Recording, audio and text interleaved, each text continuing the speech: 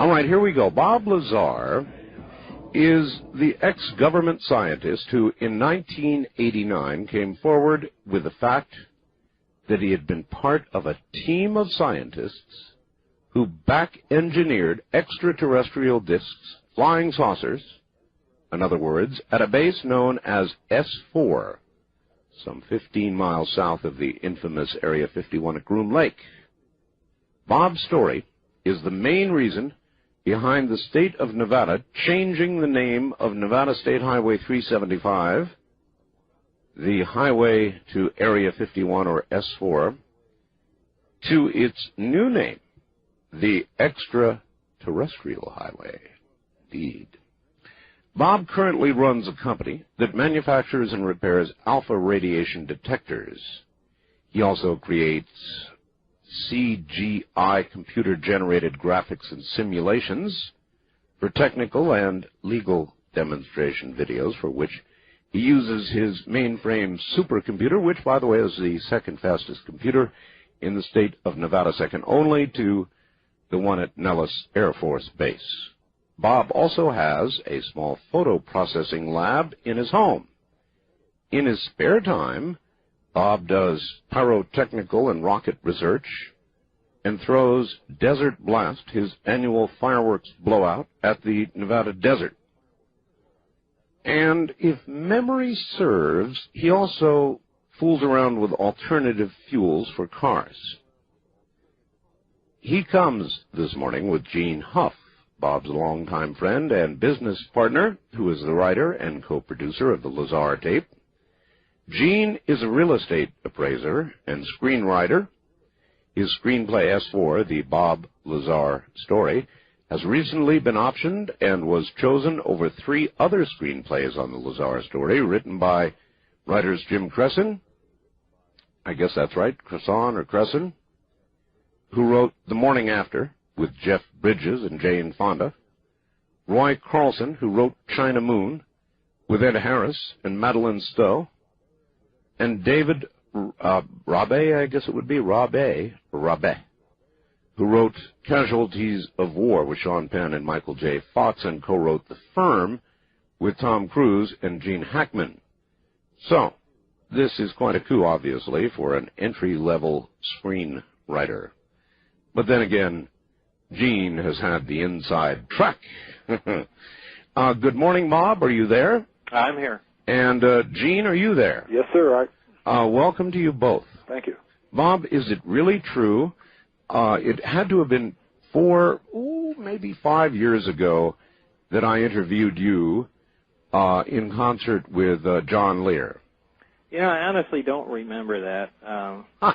My friends tell me I have about the worst memory that can be had, but from what I recall, years ago I remember John Lear apparently booking me on your show and never telling me about it. Yeah, I remember that.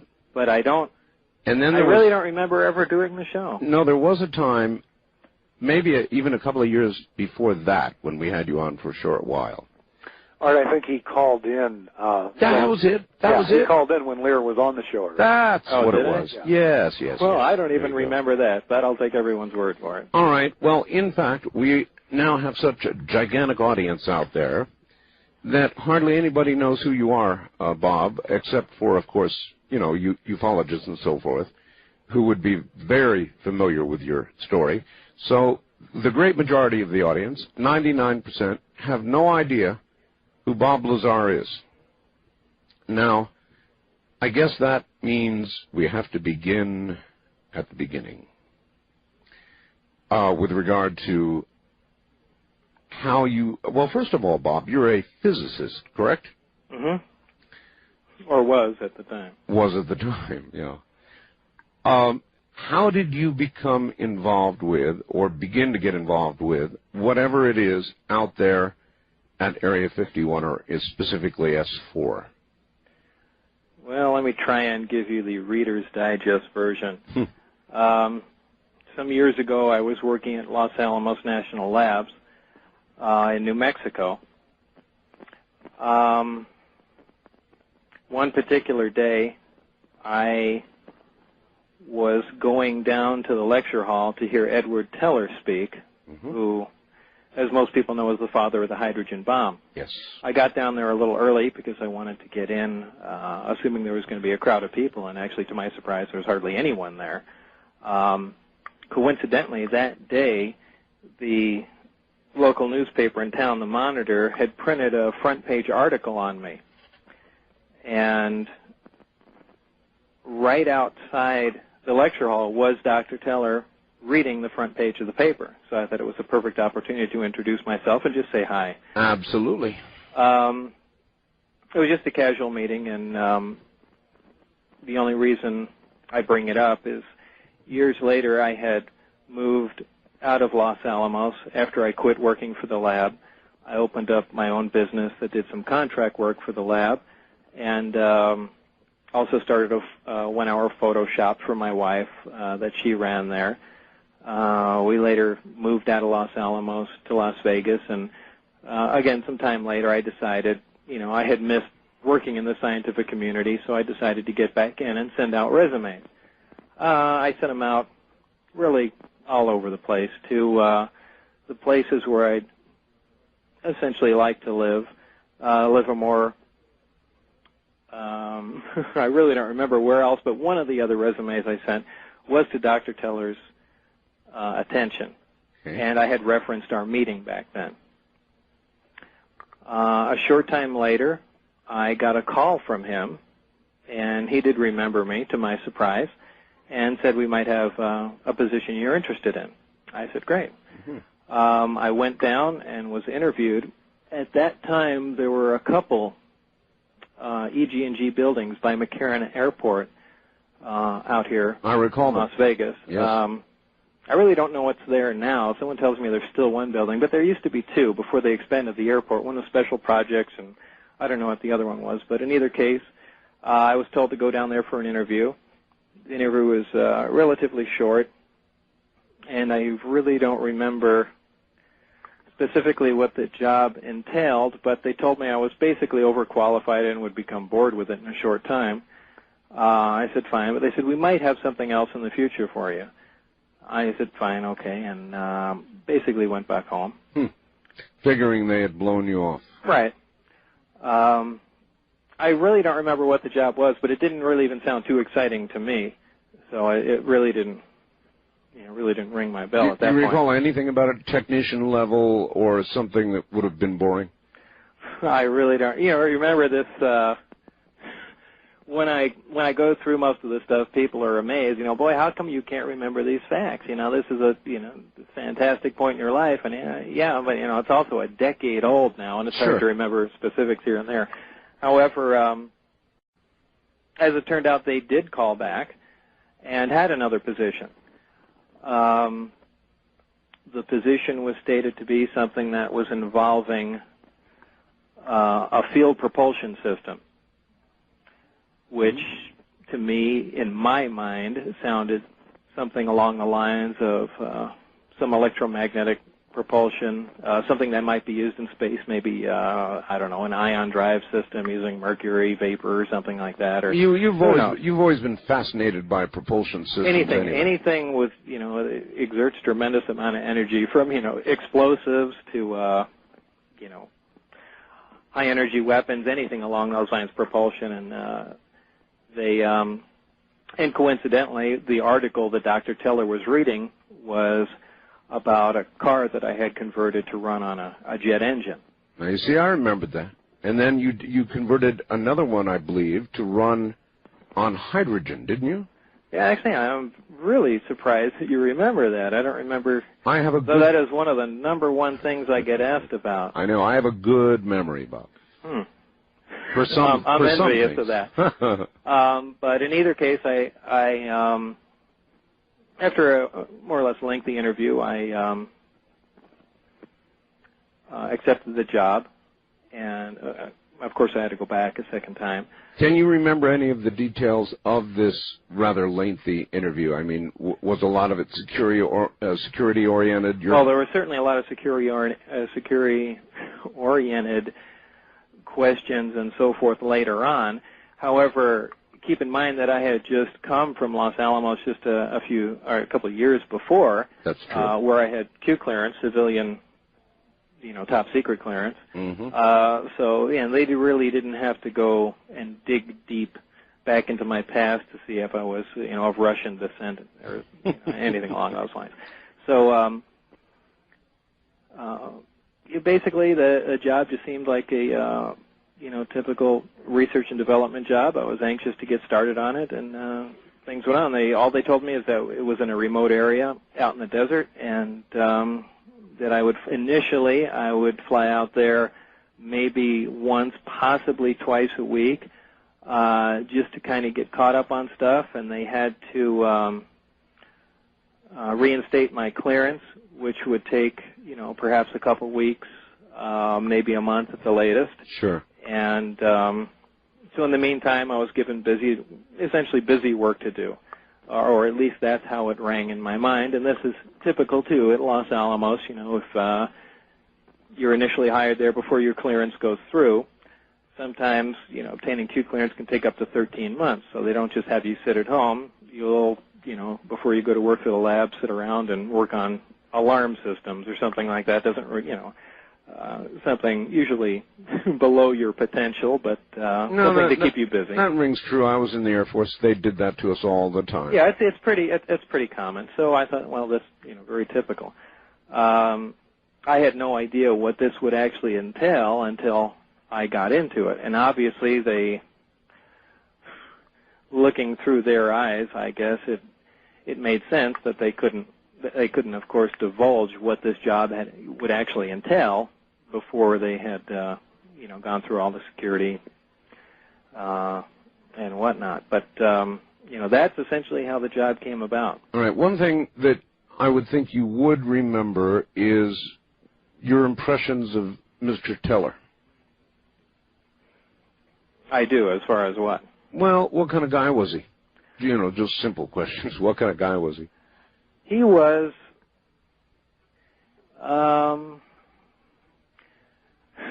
he seems to have two faces, which is strange. In talking to him one-on-one, he's a very polite, pleasant, intelligent man. However, virtually any interview you'll see of this guy, he comes across as the most pompous, mean person you have ever run into in your life. Pompous and mean. I don't know how else to describe him, but he was not nearly as short, not physically speaking, but I mean, if you see him in interviews, you'll see him answer questions specifically to the point, short, and on to the next question, and not be very talkative, not offer any information, other than what you're immediately talking about, and in person he was certainly not that way. So he was, the exact opposite, very pleasant and willing to talk about anything. Of course, we didn't talk about nuclear weapons or anything. Well, that's what I was going to ask about. Last night I interviewed Professor Michio Kaku. Never heard of him. A very preeminent physicist back at New York University, and he, too, has worked with Professor Teller. And I asked Professor Kaku why he had not participated in the hydrogen bomb development, and he said he simply chose not to. He wanted to go into a different direction with physics, and had quite a bit to say about Edward Teller. And apparently he was consumed during the Cold War years with national security, with being concerned about national security and... This is Dr. Teller you're talking yes, about. Yes, and developing bombs. And, in fact, even today, the programs go on, I guess, with the third generation of hydrogen bombs, sort of designer bombs, Professor Kaku said. Anyway, that's why I asked you about Edward Teller. Listen, everybody hold tight. We're at the bottom of the hour, and we'll be right back. Bob Lazar and Gene Huff are my guests, and the story that you're about to hear unfold will curl your hair. I'm Art Bell. This is Coast to Coast AM.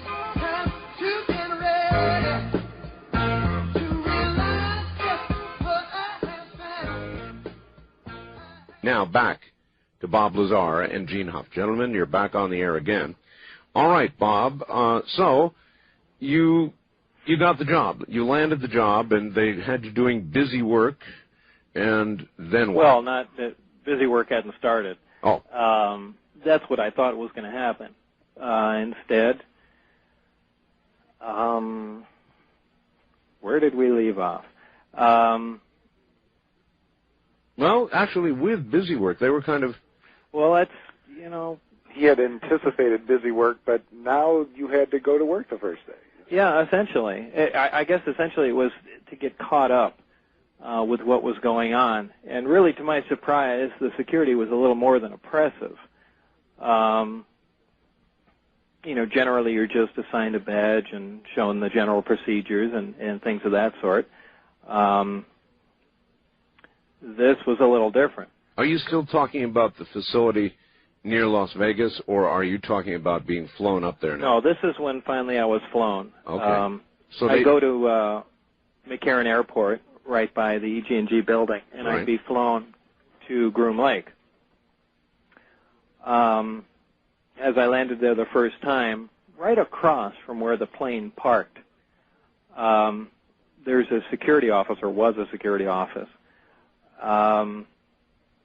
And that's, I believe I spent quite a while there, but, reviewing, how secure things are, so on and so forth. But, this is not where I worked. Where I did work was about, from my estimates, about 10 or 15 miles south of there. We were taken there in a converted school bus, those big Bluebird jobs that was painted kind of a dark navy blue. There's a lot of people, Bob, who don't even believe that Area 51 exists, by the way, much less S4. I live out here in Pahrump.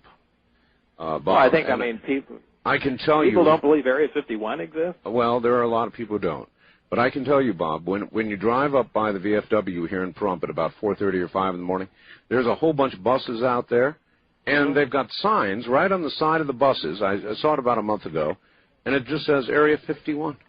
Oh, really? Yeah, oh, yeah. Well, they're not bothering anymore to keep that secret. I guess.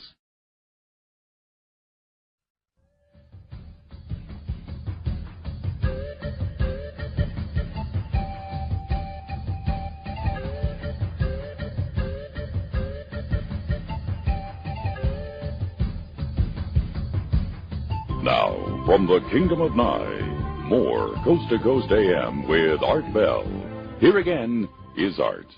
Anyway, so then they take you from Groom Lake, the main facility, and incidentally, Bob, up on my website I've got a picture, a pretty good one, the best one I've ever seen, of the Groom Lake facility, and it shows what appears to be three large hangars, with the one in the center perhaps being the largest. Is that your recollection? 3 large hangars. Yeah, 3 big hangars. There are a lot of other attendant buildings, but 3 rather large hangars. I don't recall there being 3, obviously large hangars on the approach in from Las Vegas. That stood out that much above everything else. Okay. I recall a huge satellite dish, but for the most part, most of the time I was going there at night and certainly didn't have a run of the place. All I did was get to go in. One time I got to go to the cafeteria, but other than that, it was merely a stop.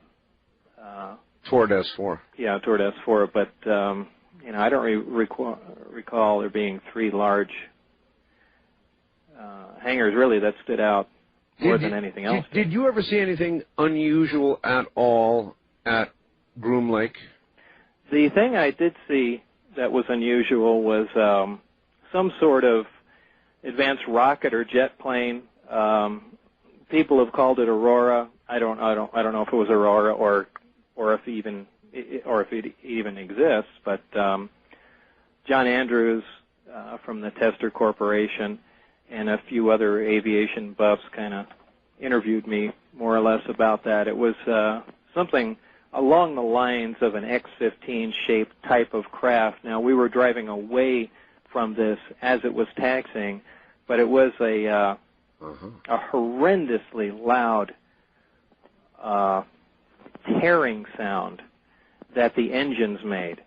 And I think my original description was that it made a sound like the air was tearing, and that's the best description I could give to it. Now, I certainly have heard about the new generation of scramjet engines that have supersonic airflow inside that burn liquid methane and so on and so forth. Whether that was these, I don't know. But I did get a look up the exhaust as we were turning, and it was they were rectangular exhaust with some sort of vanes inside. That's all the information I can give, and what it was, I don't know. But that was the strangest thing I ever saw. Do you recall the general shape of the aircraft? Was it close to what we would call a lifting body? No, well, even though the X-15 was a lifting body, it was not a lifting body like you'd see on an F-16 or something, where there'd be a lot more wing incorporated into the body. It was more along the lines of a long, slender body, maybe a cross between an F-104 and an X-15, for those people that are familiar with those planes. Very short, stubby wings, which translates to me, high speed of rotation, high flight speed, and things like that. But again, I didn't get a very good look at it, and I don't know. It could have been anything, a scientific research vehicle or anything. I'm certainly not claiming that was Aurora. But sometime later, some of those people were down in Rachel, and they heard and recorded a sound that they interpreted as the sky tearing and played it back to me, and it was, in fact, the identical sound. So a couple of years later, it was still operational, whatever that thing was. But that was the only unusual thing I ever saw there. All right, so you landed, and they generally then, you would, I guess, get off on the tarmac there and get right on a bus? Yeah. Well, straight across from where the plane parked, head end, straight across from there in kind of a large parking area was the security building, and that's where we picked up the bus and went south. The first time I did go in, and it was an extensive little get-together with the security people there, and signed all kinds of strange forms. Were there a lot of people on the bus? No, not going down to S4. Generally, the person that accompanied me all the time was Dennis Mariani, who was my supervisor at that time. Okay. And so then they had you sign all kinds of forms. What kind of forms? Well, everything from virtually signing away my constitutional rights. So should anything go wrong as far as me spilling my guts. Spilling your guts, yep. They would, essentially be judge, jury, and executioner. As far as the authorization to attain the clearance there, that was an order that was signed by President Reagan, which I saw on the desk. I'm trying to remember some of the other paperwork. Beforehand, I gave permission to have my phone lines monitored. Boy. And can you remember any of the wording? I mean, you said you signed something that would allow them, if you blabbed, to be judge, jury, and I had signed something like that. I mean, that may be a slight exaggeration of how the wording was, but certainly I signed, I'm trying to remember what it was, like a 10-10 agreement.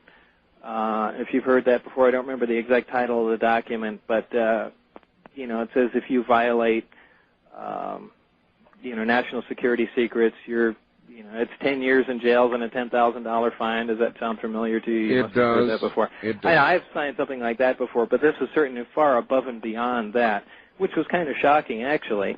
But at the time, you pretty much just blow it off and say all this means is that I'm going to be involved in something, extremely interesting, and sure. It's great. So what? I have no intention of violating any rules or causing any problems. So there's no sweat. No, I understand. I mean, by that time you're probably tantalized, thinking this. Oh, really? I was, certainly pumped up. It's going to be real fun. Exactly. All right. So you sign all the forms, including one to tap your phone, huh? Right. They did. That was again before I went down there. That was down at EG&G, and I gave them permission to do that. But that was only for a limited amount of time. I don't recall how long that was for. And Bob, to me, that's kind of a silly thing to do in the first place, because if you're going to monitor my phone, why tell me? It kind of defeats the purpose. Maybe because otherwise they have to go through some sort of legal procedure and get some sort of court something or another. So yeah, but you would think in the interest of national security they could circumvent all that, but... well, they probably do, actually. Who knows? when they need to. I had actually doubted that they were actually doing that. Once in a while everyone hears little clicks and pops and buzzes on their phone, and, I really didn't think that was it. And, my view is a good tap is one you never hear. Well, this is my point exactly. Sometime later, I guess we'll get into that. But when things turned sour, actually before they did, they had come to my house 30 minutes after I got off the phone with Gene one day, and we were joking around on the phone. They came to my front door 30 minutes later with a transcript of our conversation and outlined were the questionable phrases that I had spoken. Now, this is amazing to me, considering the closest FBI building down here is on Charleston and Maryland 3rd or Charleston and Maryland Parkway. But, I mean, that's an amazing feat. It almost makes me think they had a little mobile setup somewhere. Well, it is. You're a computer guy, and I've heard, maybe you could confirm this for me, that the NSC has the ability to have supercomputers which virtually are monitoring perhaps even millions of conversations, looking not at the entire conversation, but listening for key words. Well, that's how they caught that drug kingpin down in, where was it, Panama or Mexico? That's right, and yeah, that was cellular. They scanned every single phone line, right, and just picked out certain words and grabbed them. So I encourage my audience to constantly, in the middle of a conversation, just simply say, kilo, kilo. Art, actually, we say assassination, president, things like that. Oh, jeez. All right. Well, anyway, so onward to Area S4. I guess is it a paved road or a bumpy little ride? That's quite a bumpy little ride. It's a dirt road down there, follows along the base of the mountain, and coming up to the facility, it's right off of Papoose Dry Lake Bed. Mm-hmm. And there's a small mountain range on the side, and built right into the side of the mountain is the installation itself, the S4 installation, and it's composed of hangar doors around one side, and then I believe on the on the south-facing side, there's is the main entrance into the facility. Were the windows on the bus darkened, or could you see out as you went? No, you could. The only place you could see out was the front. On the bus, most of the times I had gone down there was the driver, a security guard, and Dennis Mariani. The security guard almost always stood right up front, not sitting down, but holding that bar, which is right by the door on those buses. Sure. I don't know if it was in an effort to block my view out there or just to intimidate me and stare at me. But that's how he rode the entire trip down there. So it was always difficult to see exactly where we were. And what was in between. Right. Well, there's really nothing in between. It's pretty much desert. Dennis Mariani, who was he? He was my supervisor. What his exact position was pretty much unclear to me. He's a stocky guy, smokes a cigar, kind of looked very military-looking, short blonde hair. It's about the best I could describe him. Maybe, late 30s, early 40s. Not gregarious, more security-like? Yes. So I really don't know what his exact function was in the world. But he didn't wear a military uniform, though, did he, Bob? No, he didn't. Clothes.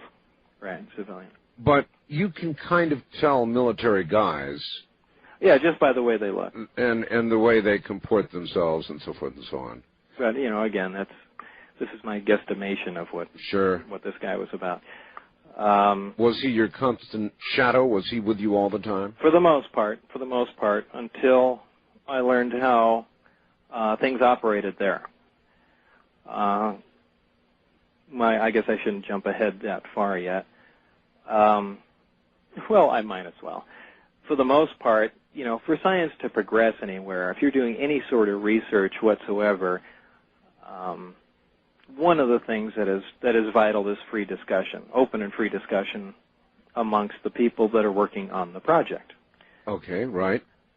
Well, obviously, it's how ideas are bounced off other people, and that was the only way things can progress. Wasn't that one of the main contentious points during the development of the atomic bomb in the Manhattan Project? Everything was compartmentalized, and the military just loves to do that. And the scientists just hate it because they want to bounce ideas off each other. Exactly. So you're saying, really, in 1989, that was still going on? Well, probably. Well, I don't know. How would I know how bad it was during the atomic age? But it was very oppressive. So much so that our job was very compartmentalized. Every aspect was split into groups of people. Groups of people are quite literally two people. You work on the buddy system. In other words, the only person I can talk to, the only person I can discuss anything with, the only person I can relate to is the one person who I work with. Any other aspect of the project, any other questions are simply not to be asked. So immediately you're interfering with your progress in that if whatever you're doing interacts with anything else anywhere, you've run into a block wall. You don't even really know if you're the first person to come down and be assigned this task, do you? Exactly. There in fact, could have I been was others told that I wasn't. Oh, really? Yeah. But, you really have no idea what's going on. And I'm sure if you found that, Part A connects to Part B, which we're not allowed to see, I'm sure there would be some way to gain some of that information. But, Bob, not only were you not the first person assigned that task, but this might be an interesting point to tell them why you were told you were hired. No, that's true. I was, actually, one of the questions I've always had is, why did they hire me?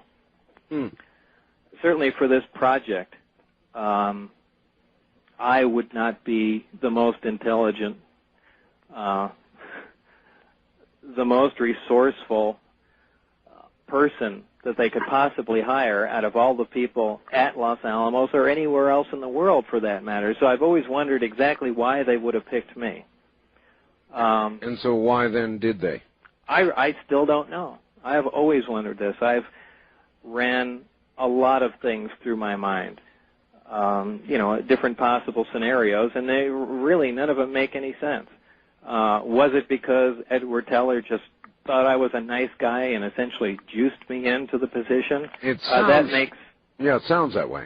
Yeah, but, in a project like this, why would something like that happen where every person counts? You're talking in a project where there are only actually 22 active people working on it. But when Teller speaks, the military listens. Yeah, that's true. But, I didn't know him well enough. As far as my scientific background, it was actually fairly limited. I was working at Los Alamos on the, working with the accelerator at that point, so it really wasn't a propulsion-based job, anything to do with, what I was about to have my hands on. Maybe they assumed you did have the right background. Maybe they didn't really know what they had on their hands. Well, one of the... I tell you, we're coming up on a break, and we'll pick up on this point when we get back. Everybody relax. It'll be a good one. Bob Lazar and Gene Huff are my guests. Belt in. It's going to be a good one.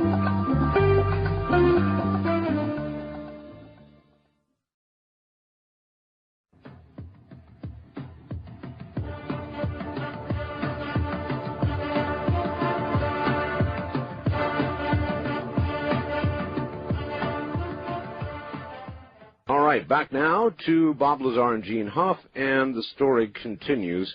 Here we are at Area S4 south of Groom Lake, and I guess by now you're in great anticipation, Bob, wondering what you're going to be doing. I was just about to make a point before we broke, and I can't remember it. Well, that's why you have Gene Huff. Gene? Gene doesn't remember either. Gene doesn't remember either. Well, I think my short-term memory. He was talking contagious. right before we broke about he had no idea why they chose him of all the people in the world. But that's well, actually, Gene, you had said, "Why don't you tell them, Bob, why they chose you?" And Bob said, "I have no idea." And we were talking about the work he did at Los Alamos. Right. Yeah, he was. I was implying something else. In other words, I was telling him, reminding him of why there were vacancies, why they needed to hire someone, why someone wasn't in his slot already. And we were talking about the fact that he was not the first one necessarily. Right. And that makes sense. In other words, if they had something they didn't understand, I can imagine they would bring in an array of people of different disciplines to take a look-see. Well, that might have been the case, but to this day I can't figure out why. If certainly you look at my record and the way I approached things and the work I had done before was a little more renegade, and maybe that's what they were doing. Was looking for someone that would approach a project from a different road. And are you able to talk about what you did at Los Alamos? I did several things. Initially, I was working on the polarized proton target on the accelerator. The accelerator there at Los Alamos is a linear accelerator. It stretches about, if I remember, about a half mile, and it's one of the more unique setups in that instead of running a single experiment on the output of the accelerator, the beam is split into different areas. And all these different areas are, I don't know really if they're leased or rented to other countries or other scientists, but several other people and other groups from all over the world essentially can conduct experiments simultaneously. At different times they'll fire different particles down the target for different lengths of time, and everyone can run their own experiments and see what's going on. There was also some Star Wars development done there. Okay. I'm sitting here listening, trying to imagine any application for what you were about to do, and you don't. At S4.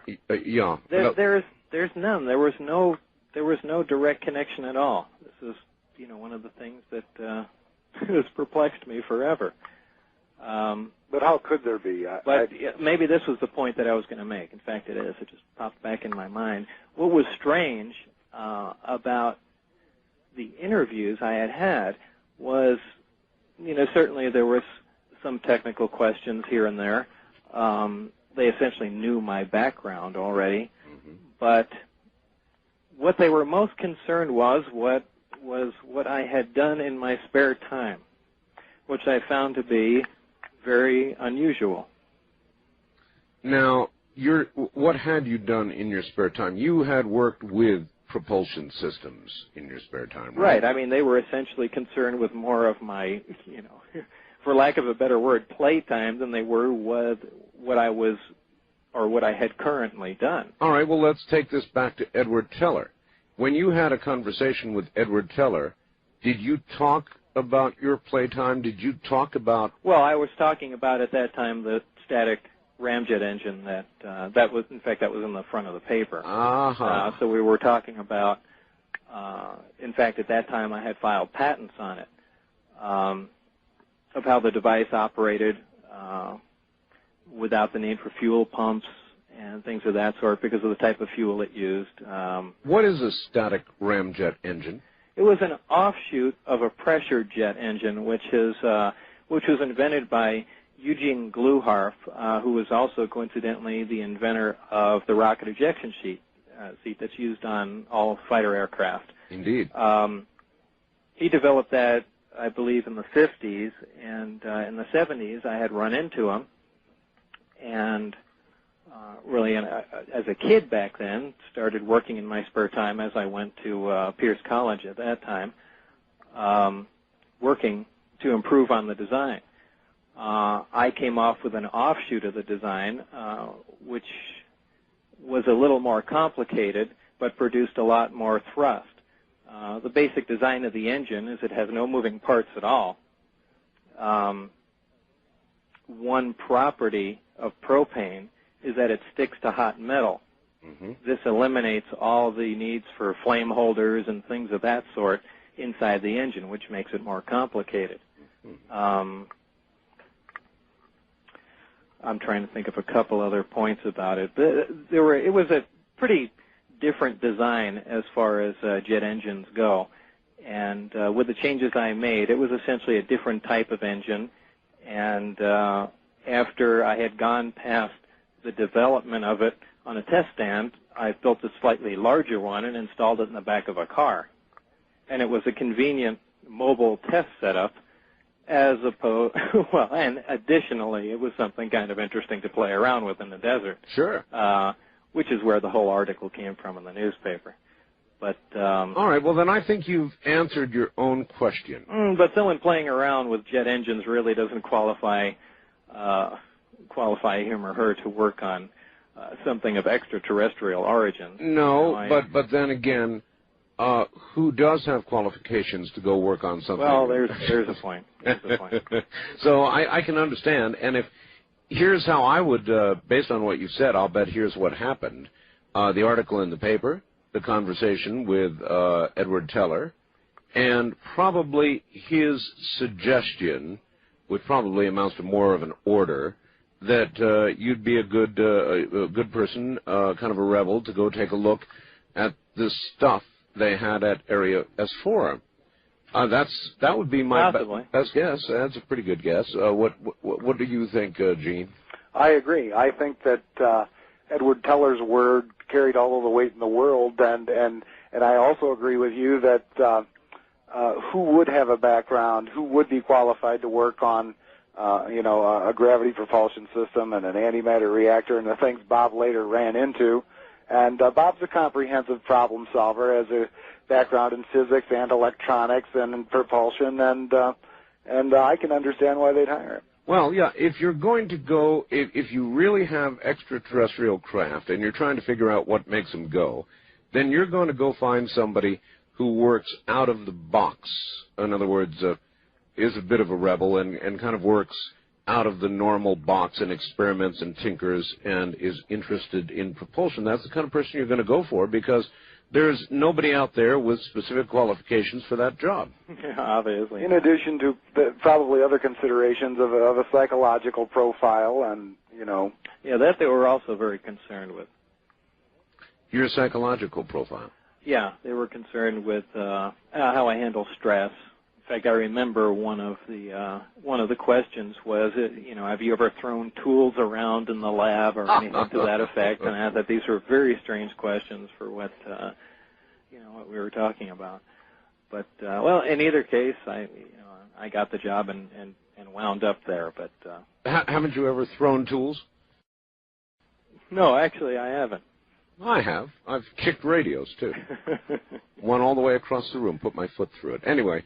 So then you seem qualified in most every way, as much as one could be qualified for that. So here you come to S4, and were you immediately led into this area where these craft were? No, absolutely not. In fact, the first day there, I went in, and I think my first stop was to go to the medical office there. I believe there was a nurse in there. I'm pretty sure that was my first stop, and I had to go through a series of what I was told were allergen tests. Allergen tests? Yeah. They took my arm and drew a little graph on it and pricked each little area in my arm with different little needles. No kidding. And, in fact, I was not permitted back to work, I think, for 2 weeks until there was a reaction, or if there was to be a reaction, with any of the substances they put on my skin. And they said, we're working with some extremely exotic materials here that we're not all that familiar with, and we want to know if there's going to be any problem with it. And I said, well, that's, again, odd, but acceptable. And I was also given an injection there too, which was a which was a wide spectrum. What did they call it? Antibiotic? No, it wasn't a wide spectrum antibiotic. It was a wide spectrum something or other. It's always good to know what they're shooting you with. Yeah. I thought, now, I mean, there have been so many, I'm sure, which we'll get into later, so many ridiculous stories, offshoots of what actually had happened to me. People said, oh, well, they injected you with Thorazine or so on, or this was the memory drug that wiped out your memory so you could only remember back and forth, and, so on and so forth. But I'm pretty sure that wasn't the case. This was, they were mainly concerned about the, here you're dealing with actual extraterrestrial materials.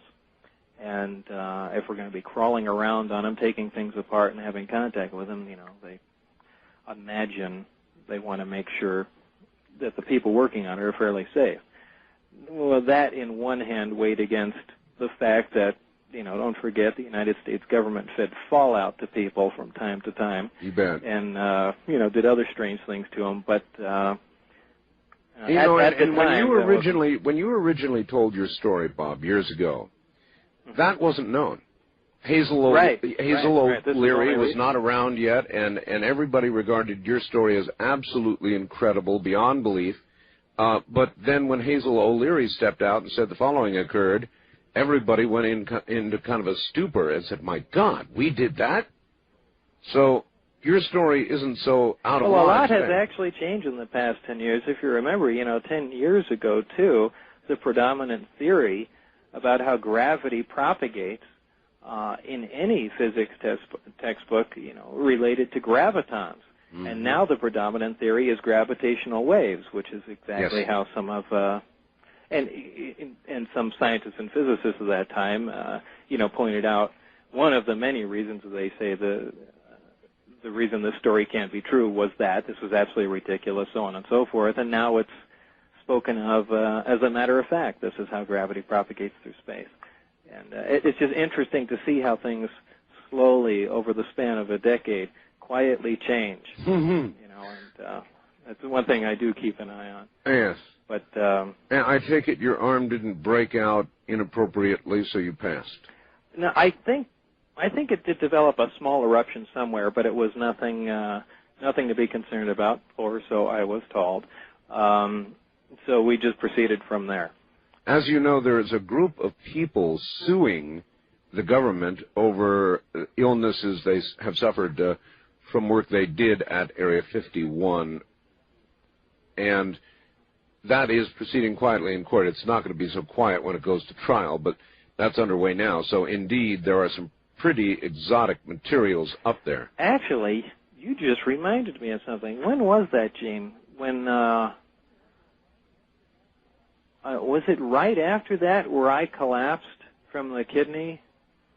Oh. You remember that? And, right. And was that there or after I had left the project? No, you were still in the project. That was right after that. Right after they did these tests and gave him a shot. It's kind of surprising. I forget that. Drink a strange substance, and all I remember is that you were at a Toyota dealer or something like that, and he was in such pain. His kidneys hurt so bad he thought he was going to die. And to that point, Bob had never had any health problems or had never had any sedatives or painkillers, and the doctor gave Bob a shot of Demerol. And I called him, and he was floating on cloud nine. It wasn't even coherent, and I came to his house to see what was wrong. And then he was literally high from a painkiller they gave him just so he could stand the pain in his kidneys. So whatever went through his system certainly stuck there. Yeah, so there was an adverse reaction to something. Do you think that was, well, of course you have no way of knowing whether it was the allergy test they put you through or the shot they gave you? Or wasn't it an amazing coincidence that, but he had no prior kidney or problem. Something. Yeah, I mean, it is, Well, I take it you went to the doctor. I did, yeah. What did he say? I don't remember. I think he said, he gave me a shot of painkiller, Demerol, I believe it was, and he took a urine sample, a blood test, and he asked if I had any previous problems, anything strange, and obviously I said no. Certainly didn't mention anything about getting an ejection. Right. In a strange place in the middle of a desert. Right. Didn't they do X-rays or a CAT scan or something and find not a CAT scan. They did kidney stone? they did just an X-ray to see if there was any blockage.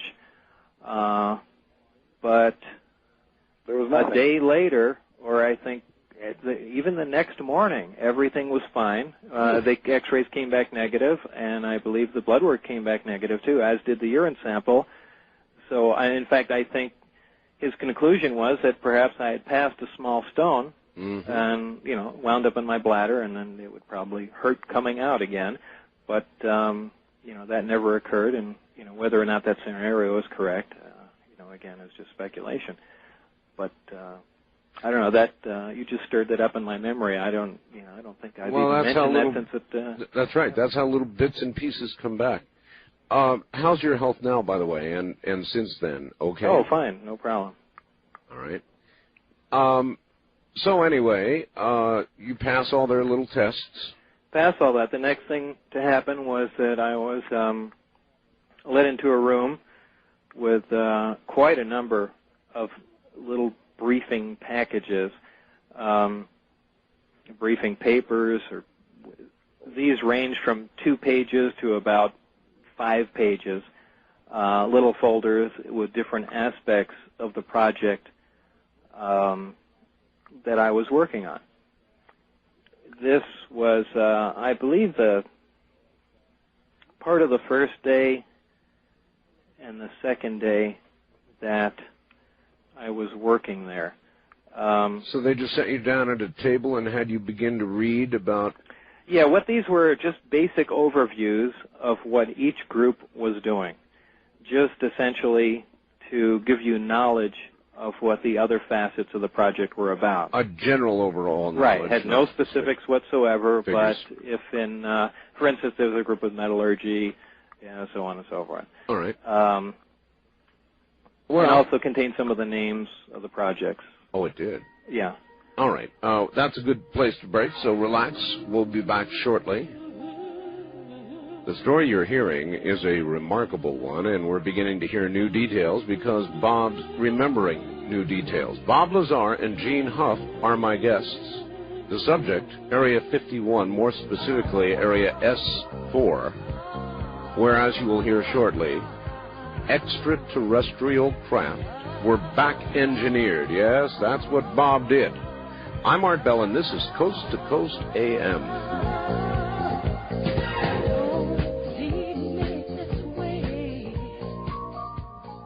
Back to Bob Lazar and Gene Huff. Gentlemen, you're back on the air again. All right. So here we are. You're in a little room with a bunch of briefing papers giving you more or less an outline, but not specifics of the work being done on. Actually, at that point, did they state what it was that was being worked on? Well, at this point, yeah. This is the first time I really knew exactly what I would be doing. And this is where it was stated that the project was essentially that of back engineering an extraterrestrial craft. That must be quite a line to read. Well, it was, and it was also hard to believe, because certainly going into the project, I was basically a nuts and bolts guy, and certainly didn't believe in UFOs and thought everyone was crazy that even considered the topic. I certainly believe that there was life elsewhere. Certainly life can exist on other planets, other galaxies, other solar systems, but I just found it very hard to believe that there was any intelligent life visiting Earth. And you had never had any close encounter of the third kind? No, and I thought people were basically crackpots that thought so. Whacked out. But also, Art, he was into science and technology, and he certainly wasn't well-read. I mean, he had never heard of the, Betty and Barney Hill case, or he didn't know anything about the Roswell crash or anything along those lines. I mean, he wasn't interested and he didn't pursue it. And if you all remember, really a decade ago, I mean, some of that information was available, but certainly wasn't prevalent to the point that it is today with websites and movies and television shows. Oh, indeed. As a matter of fact, before we proceed, Bob, I'd be very, very interested to hear your reaction. I have interviewed now twice, very rare interviews, by the way, hours-long interviews, with Colonel Philip Corso. And I'm kind of interested to get your reaction to Colonel Corso's revelations about the back engineering and insertion into American industry he did of artifacts from the Roswell crash. Were you surprised to hear about that? This is the first I'm hearing about this. Is that right? Yeah, what is all right. inserted into all right, American Philip J. Corso, Colonel. Believe it or not, I really am completely uninterested in the topic UFOs and never follow it at all. All right, well, so I'm in the dark as follows.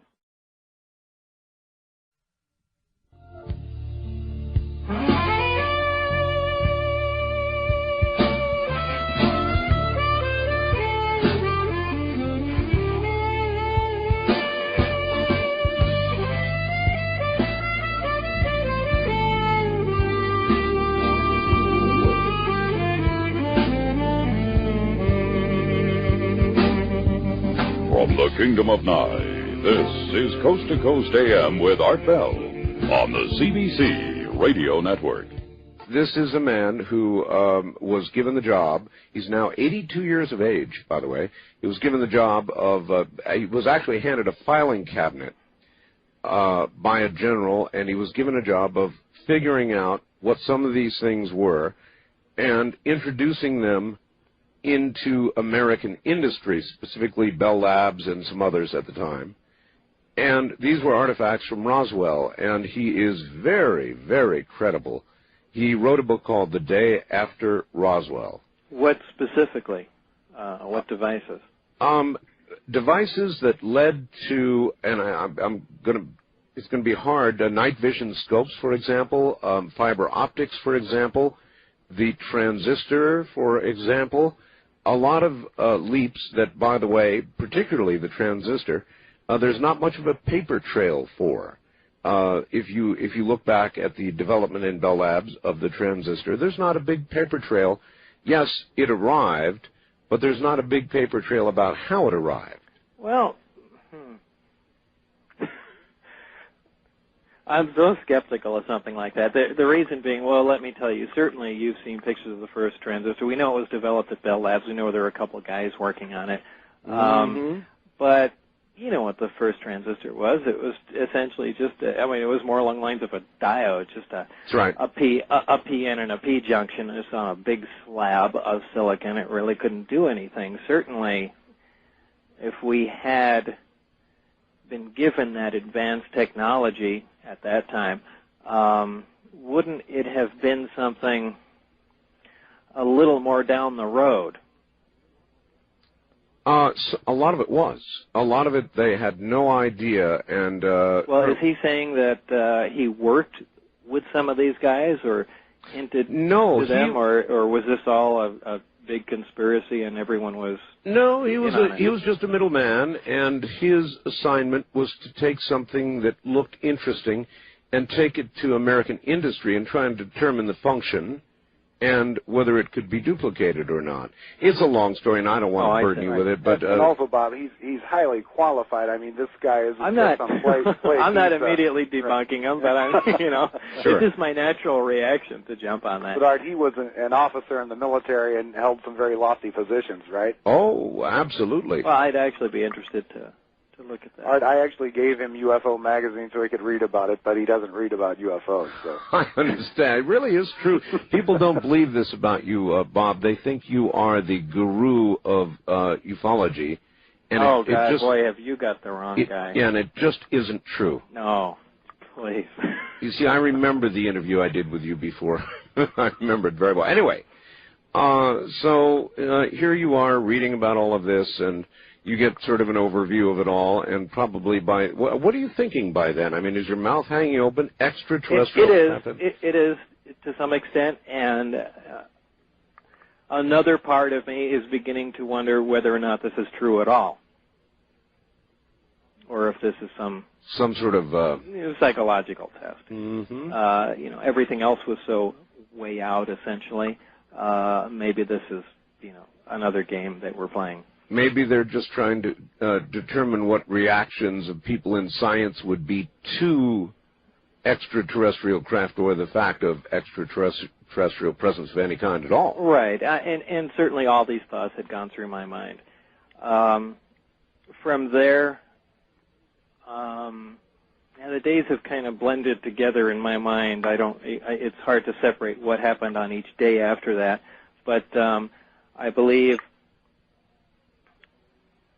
that the next time I went there was the time that I was actually let in through one of the hangar doors. Now, normally we drove alongside of the installation and came in the main entrance. Mm-hmm. This one time, we drove up and one of the hangar doors was open. Uh-huh. In the hangar doors, as plain as day, or in the hangar door, as plain as day, was the craft that I had later labeled the sport model. A very sleek-looking, very stereotypical flying saucer. My immediate reaction was, this is the new generation fighter that we're working on. For whatever reason, it's saucer-shaped, but immediately in my mind, I said, this explains all the UFO sightings throughout history. It's just been the development of this thing. Here it is. Right, here it is. This makes perfect sense. I've got a model 5 feet away from me here, a tester model, which I believe the Tester Corporation built based on your description. Right. It looked exactly like that. Is that what we're talking about, the exactly. sport model you call the sport model? Yeah, very sleek, sporty looking. Yeah, that's it exactly. I'll be damned. All right. So you drove by this thing. We actually stopped in front. In front. I was led out of the bus, the security guard first, then Dennis and myself. Dennis walked on ahead of me, and the security guard told me to keep my eyes forward and just follow Dennis into the back. And at the back of the hangar, there was a door that led into a hallway in the office areas. I walked right by the craft. The door was off the craft, or hatch, whatever you want to call it. Right alongside of it was an American flag adhered to it. A little sticker, not really a flag. Now, all that did was cement it in my mind, thinking, well, this is, obviously this is it. I slid my hand along the side of the craft, which the guard didn't appreciate, and I was told, again, keep my hands at my side. What did it feel like? Walk forward. I say it felt like metal, and the reason I say that is because it was cool to the touch. Mm-hmm. So, yes. It could it metal have been an advanced ceramic sure. or something? Absolutely. But to me, sure. It felt and it appeared like metal. We continued in, and this is where I first met the person that I'd be working with, Barry Castillo or Castile, however you pronounce that. And this is when I first saw the initial components of the craft that had been taken out. So they had begun to gut this thing then? Not this particular one. There was more than one there. How many? There were actually 9 craft, not all like this, but from what they told me, from what I saw, there were 9 craft, and don't ask me where they came from or how we got them or anything. I have no idea. Mm-hmm. But the craft were in different, really different states. Some were completely dismantled. Some looked as if they would be operational, that they hadn't been touched at all. But apparently, from what I understand, all the crafts had the exact same reactor and propulsion system in them. Did any of the craft look as though they had been in a collision or crash? No. The only one that had damage to it looked intentional.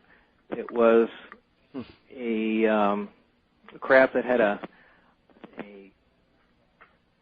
it's kind of hard to describe, but the area around the craft, the lip, if you will, was very broad and flat and thin, and it looked as if it had been stood up and a projectile fired through it. The hole from the distance that I saw it looked around 4 inches, but it could have been at any size. It looked as if the metal was bent outward, and now that could have been dropped from the sky. Someone could have fired a projectile through it. Who knows? Again, well, this is just speculation. That alone is very interesting. In other words, we're not dealing with Superman's cape here. Holes could be blown through it. Right. Of course, on the other hand, it's an extremely unscientific test. You take something as prized as that, you don't stand it up and fire a cannon at the thing or a howitzer. You certainly, take a small quantity off and, do your analysis of that piece. But for whatever reason, that was the only one that looked like it sustained any damage. Some of the other craft were dismantled to some point, but certainly not wrecked. The only craft that I was permitted to work on, to touch, to have anything to do with, was the craft that I termed the sport model. That's the one that you have a model of there. Well, as you turn around, as you walk in on all of this, though, Bob, No, I did not see this all at one time. I saw this one craft. Now, the hangar doors are all next to each other, and only at one time, way down the road, were all the bay doors open at one time, and I got a glance to see in what was in the other hangar doors. But for the most part, at this point, all I knew was that there was this one craft, and now in my mind, I am convinced that this is just a U.S. manufactured, extremely secret, fighter reconnaissance craft. Who knows what? But and the little American flag did that for you? Oh, without question, that was it. It's a done deal. So that's where that was. What do you say? You look at it and say, turn around to your companion, we'll call him, and say, wow, or my God, or where did these come from? No, nothing. I just had a smile on my face, if I remember, walked into the back door, and then, the introductions began. The only other person I really interfaced with was Rene. I don't remember his last name, and I actually can't remember what in the world Rene did. But for the most part, Barry and I worked closely together. Now, this is also the first time that my supervisor left me alone with Barry, and, this is where the learning process essentially began. This is where my view of everything changed. Did they tell you at that point what your specific job was? In other words, there it is, and it's sort of like, okay, what am I supposed to do? Well, that's what this, that's where we begin now. This is exactly what this meeting with Barry entails, is the description of precisely what I'm supposed to be working on, what my function in life is now at this place. And this is where I find out that we are essentially, well, number one, that the briefings I was reading are correct. In other words, they are extraterrestrial. Right. These craft are not extraterrestrial.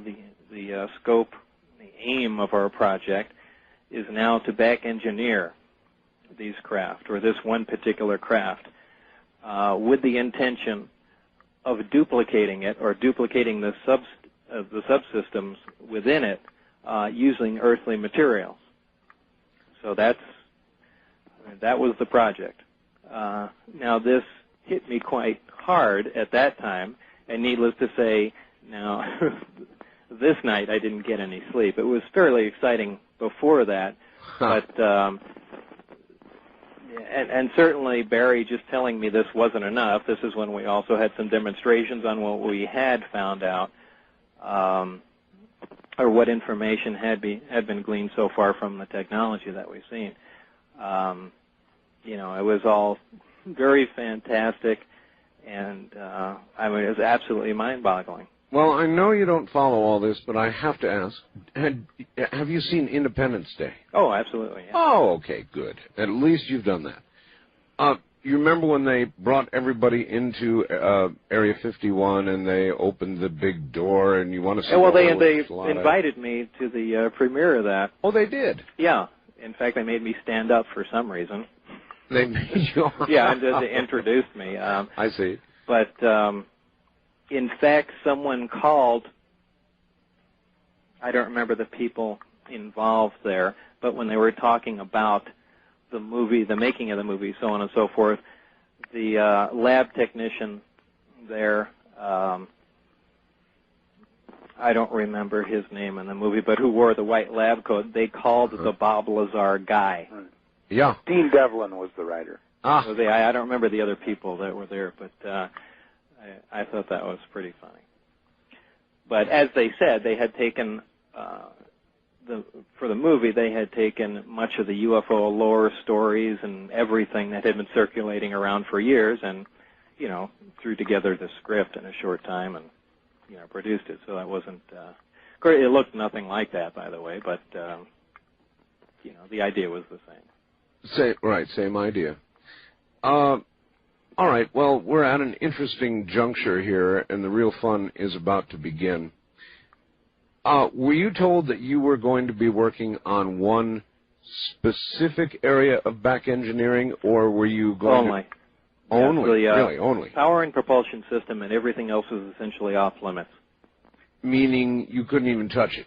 No, I couldn't touch it. However, I did get to go on the craft one time, and this was for the express purpose of only seeing the placement of the reactor and how the gravity amplifiers worked, how the emitters moved freely underneath on the primary level, and just how all the subcomponents, fit together. All right, that's a good place to hold it. We're at the top of the hour. Take a good few moments to relax, and we'll be right back.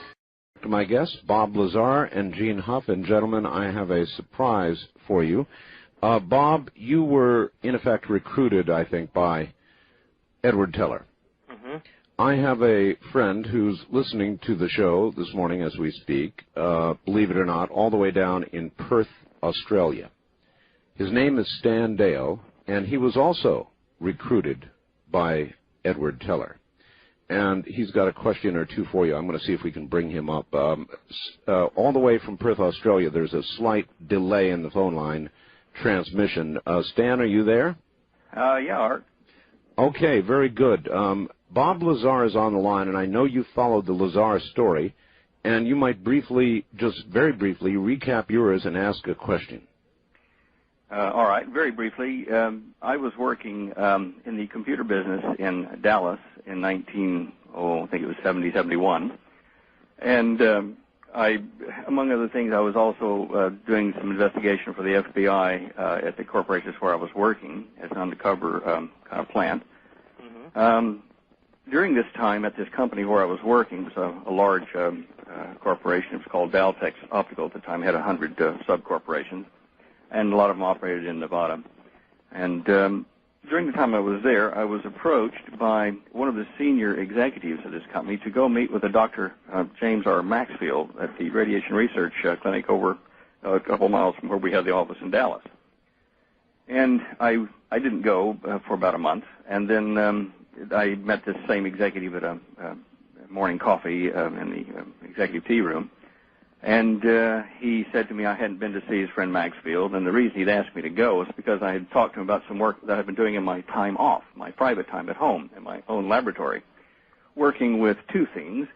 One was a thermionic electrical converter, and the other was a rather novel method, I thought, of propelling a flying aircraft, which was circular-shaped and, flying saucer, you'd call them today. Mm-hmm. Anyway, in the course of having told this guy just over coffee, well, he kind of got reasonably interested in it and told me I ought to go talk to a friend of his, and didn't do it. So 30 days passed, and he says to me, look, you haven't been to see Jim Maxfield yet. Please go this afternoon. I've booked you an appointment at 3. So I go over to this place, and it's not like a place that sees people very often. It was open. The door was kind of ajar, but there was no cars in front of it and daylight. And I walked in. The lights were off down the hallway, and I walked down the hallway, and it was kind of dark, and suddenly this nurse, I guess a receptionist type lady, appears out of nowhere from the side and says, yes, can I help you? I said, oh, gee, I didn't know anybody was here. Look, I think I've got the right building. I'm looking for this Dr. James R. Maxfield. And she said, oh, yes, Dr. Maxfield is here. He'll be out in just a second. He's down the lab. And so, sure enough, within a minute or so, this big, tall dude comes out in a white medical coat, smoking a cigar and wearing cowboy boots. He says, yes, I've been expecting you. Come on into my office. And at this time is when I first got introduced to this clandestine organization in the United States that was headed by Dr. Edward Teller, and who Maxfield worked with Teller. And this organization had been working since the mid-'50s on something like 50-some-odd projects, all related directly to flying saucer technology, if you wish to put it down to that level. I was just the latecomer on the scene. They showed me about their base down at the South Pole and the ice cap, how you had to access it by submarine or something similar. And they explained to me they knew what I was doing. They even knew what I was thinking, virtually, because they asked me about my physics, and I said, well, look, thinking I was talking to some of the greatest physicists in the world, which I was. I didn't have my degree in that area, and, I said, well, look, guys, sir, I've been working on a way to unify gravitational, electromagnetic, and magnetic effects. And he said, oh, look, spare me all that. He said, you're working on anti-gravity, and let's get to the meat of the matter. How are you doing it? And that's when he started telling me that I need to finish my research with them down in Australia instead of America. And that's why I'm here today, is because those guys packed me up and sent me down here. We parted ways in 1972 or 3, I think it was. I was only with them for about a year. And I got rather disenchanted with all the technology they were holding back from the people. I still was young enough to think that we could save the world by giving technology to countries that needed food and grain and water and stuff shipped back and forth rather rapidly. But anyway, because of that, we parted ways in a real huff, and I kind of hid in the bush for a while because they really kind of thought it'd be better if I was buried. And then after coming out of that, I wrote the book, The Cosmic Conspiracy, to kind of be insurance, and told a lot of what I had gone through in there and left the rest for, I'll tell the rest if you get short with me.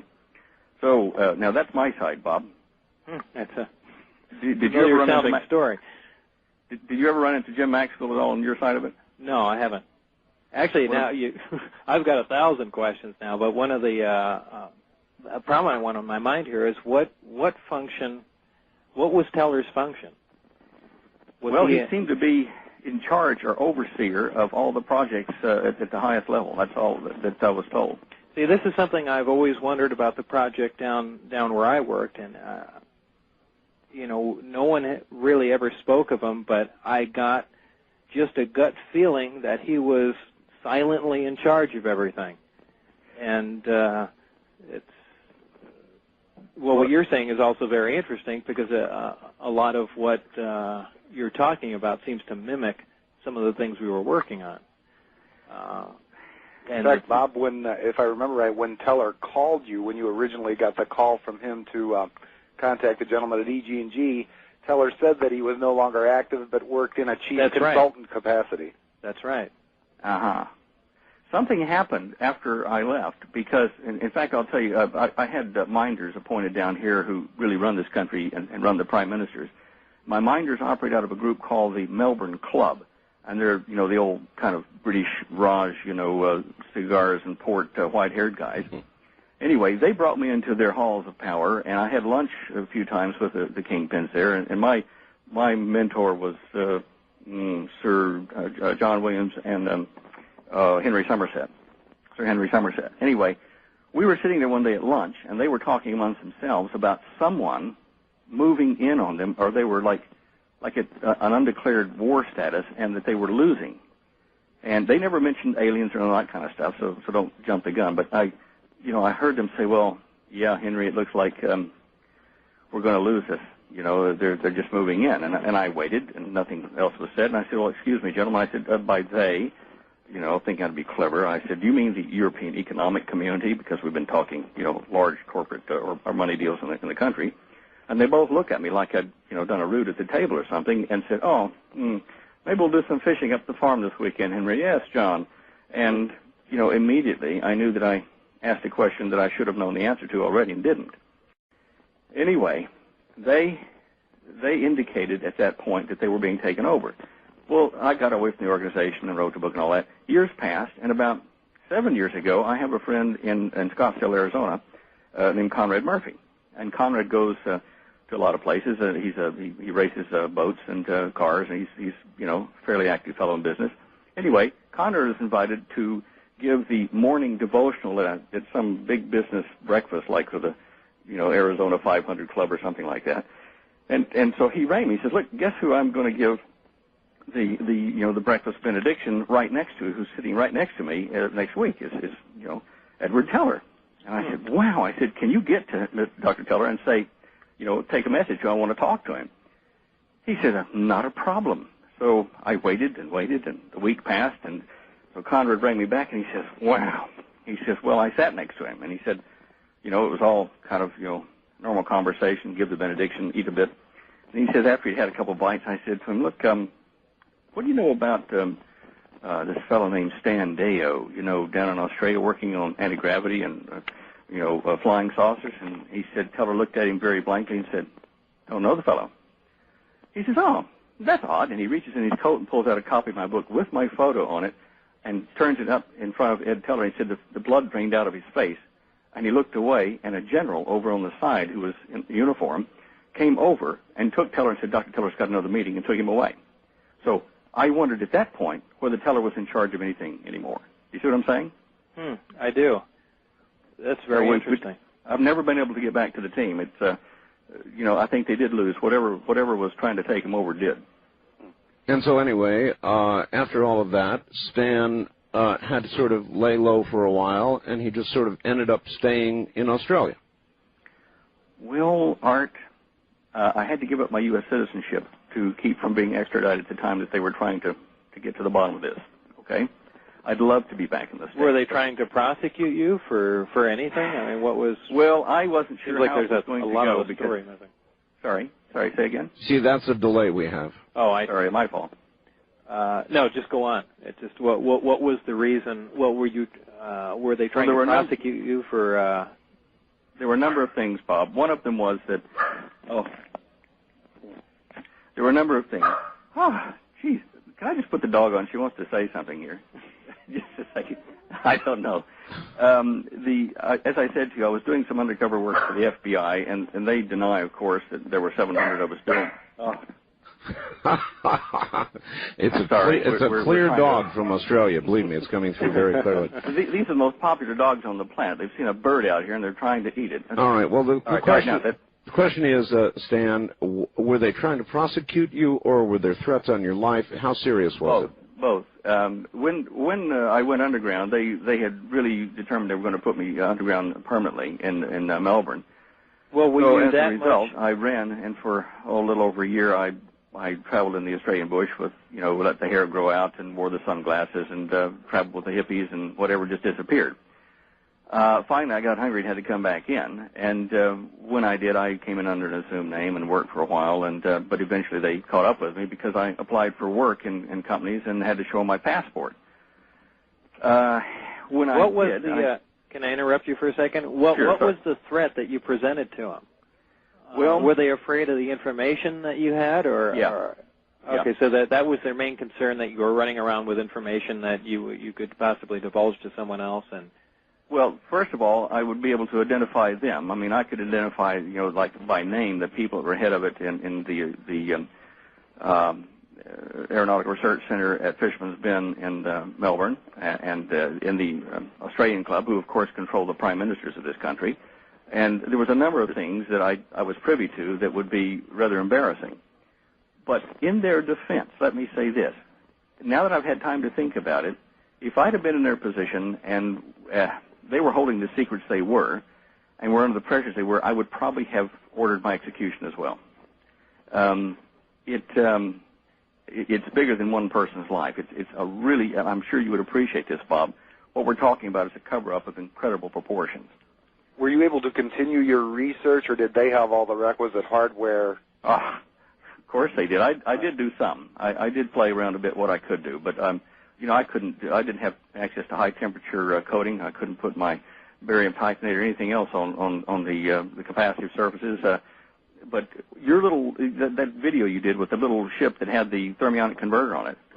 I don't know why you had to have an element, whatever it was, 1115, because we were quite aware that you could convert thermal energy at around 37 gigahertz on the sampling frequency. You could take random heat and convert it into flowing electric energy. Well, that's just a thermionic generator. I mean, yeah. That's it. But all that does is that's just providing electrical power. That's correct. As I say, we didn't need 115 to do that, though. Well, yeah, no one does. I mean, that's how. Space thermionic generators just use plutonium to warm essentially a thermocouple using a Seebeck effect or whatever to produce electrical energy. However, the basis of the craft that I worked on, the electrical energy was merely a byproduct. That was not how the entire craft operated. That's where the 115 came in. Now, the other thing I noticed here is you're using gravity wave A and gravity wave B focus fields. In the stuff we were working on, the field we would generate was in a toroidal field that would curl. Well, that's exactly how this was generated. It was essentially in a toroid around the craft. Ah, okay. In fact, I just have some of the animators gave me some fantastic graphics that I haven't really been able to post anywhere, but I did want to put them up on the web somewhere because there are a lot of people that are interested in the actual propagation of the gravity field, and I was just about to give those to the guys that handle our web page, and it might be worth having a look at that. What's the website? Look, Is it on your site? Just go to my site and you'll be able to jump right over. Stan, we're out of time in this half hour, but from what I've heard, I think that you two should be communicating. I know. Well, I never have been able to reach Bob. He kind of did like I did, went to ground, I think. Yeah, well, what I'll do is I'll provide Bob with your number in Perth. Okay. With your permission. Is that all right? Fine. Excellent. All right. Nice talking to you, Bob. Email might work well, too, right? Yes, it does work well, and we can make those arrangements as well. So. Well, that would be fine. Yeah, I'd like to talk to him. All right, Stan. Thank you very much, and we'll put you two in contact. All right. Good night. All right. Good night from America, and we'll be right back with Bob Lazar and Gene Huff. This is Coast to Coast AM.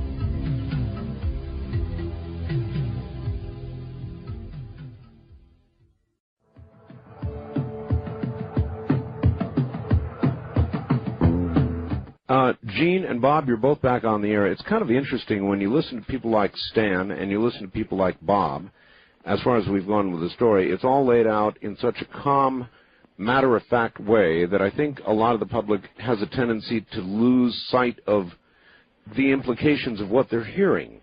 But you've told the story so many times, Bob, that I guess it comes out that way, sort of in a matter-of-fact way, huh? Yeah, it pretty much does. All right, let us return to your story. Now you've had a chance to get in the craft, and what are you doing? What are you working on? What are you seeing? Well, if I remember, I have just met with Barry, and we're now going over things. Let's see.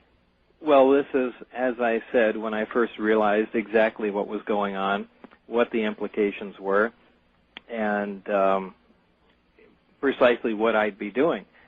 In the room, this is a lab off the main hallway, okay. And in the room is one of the reactors from one of the crafts and one of the amplifiers from one of the crafts also. How big are these?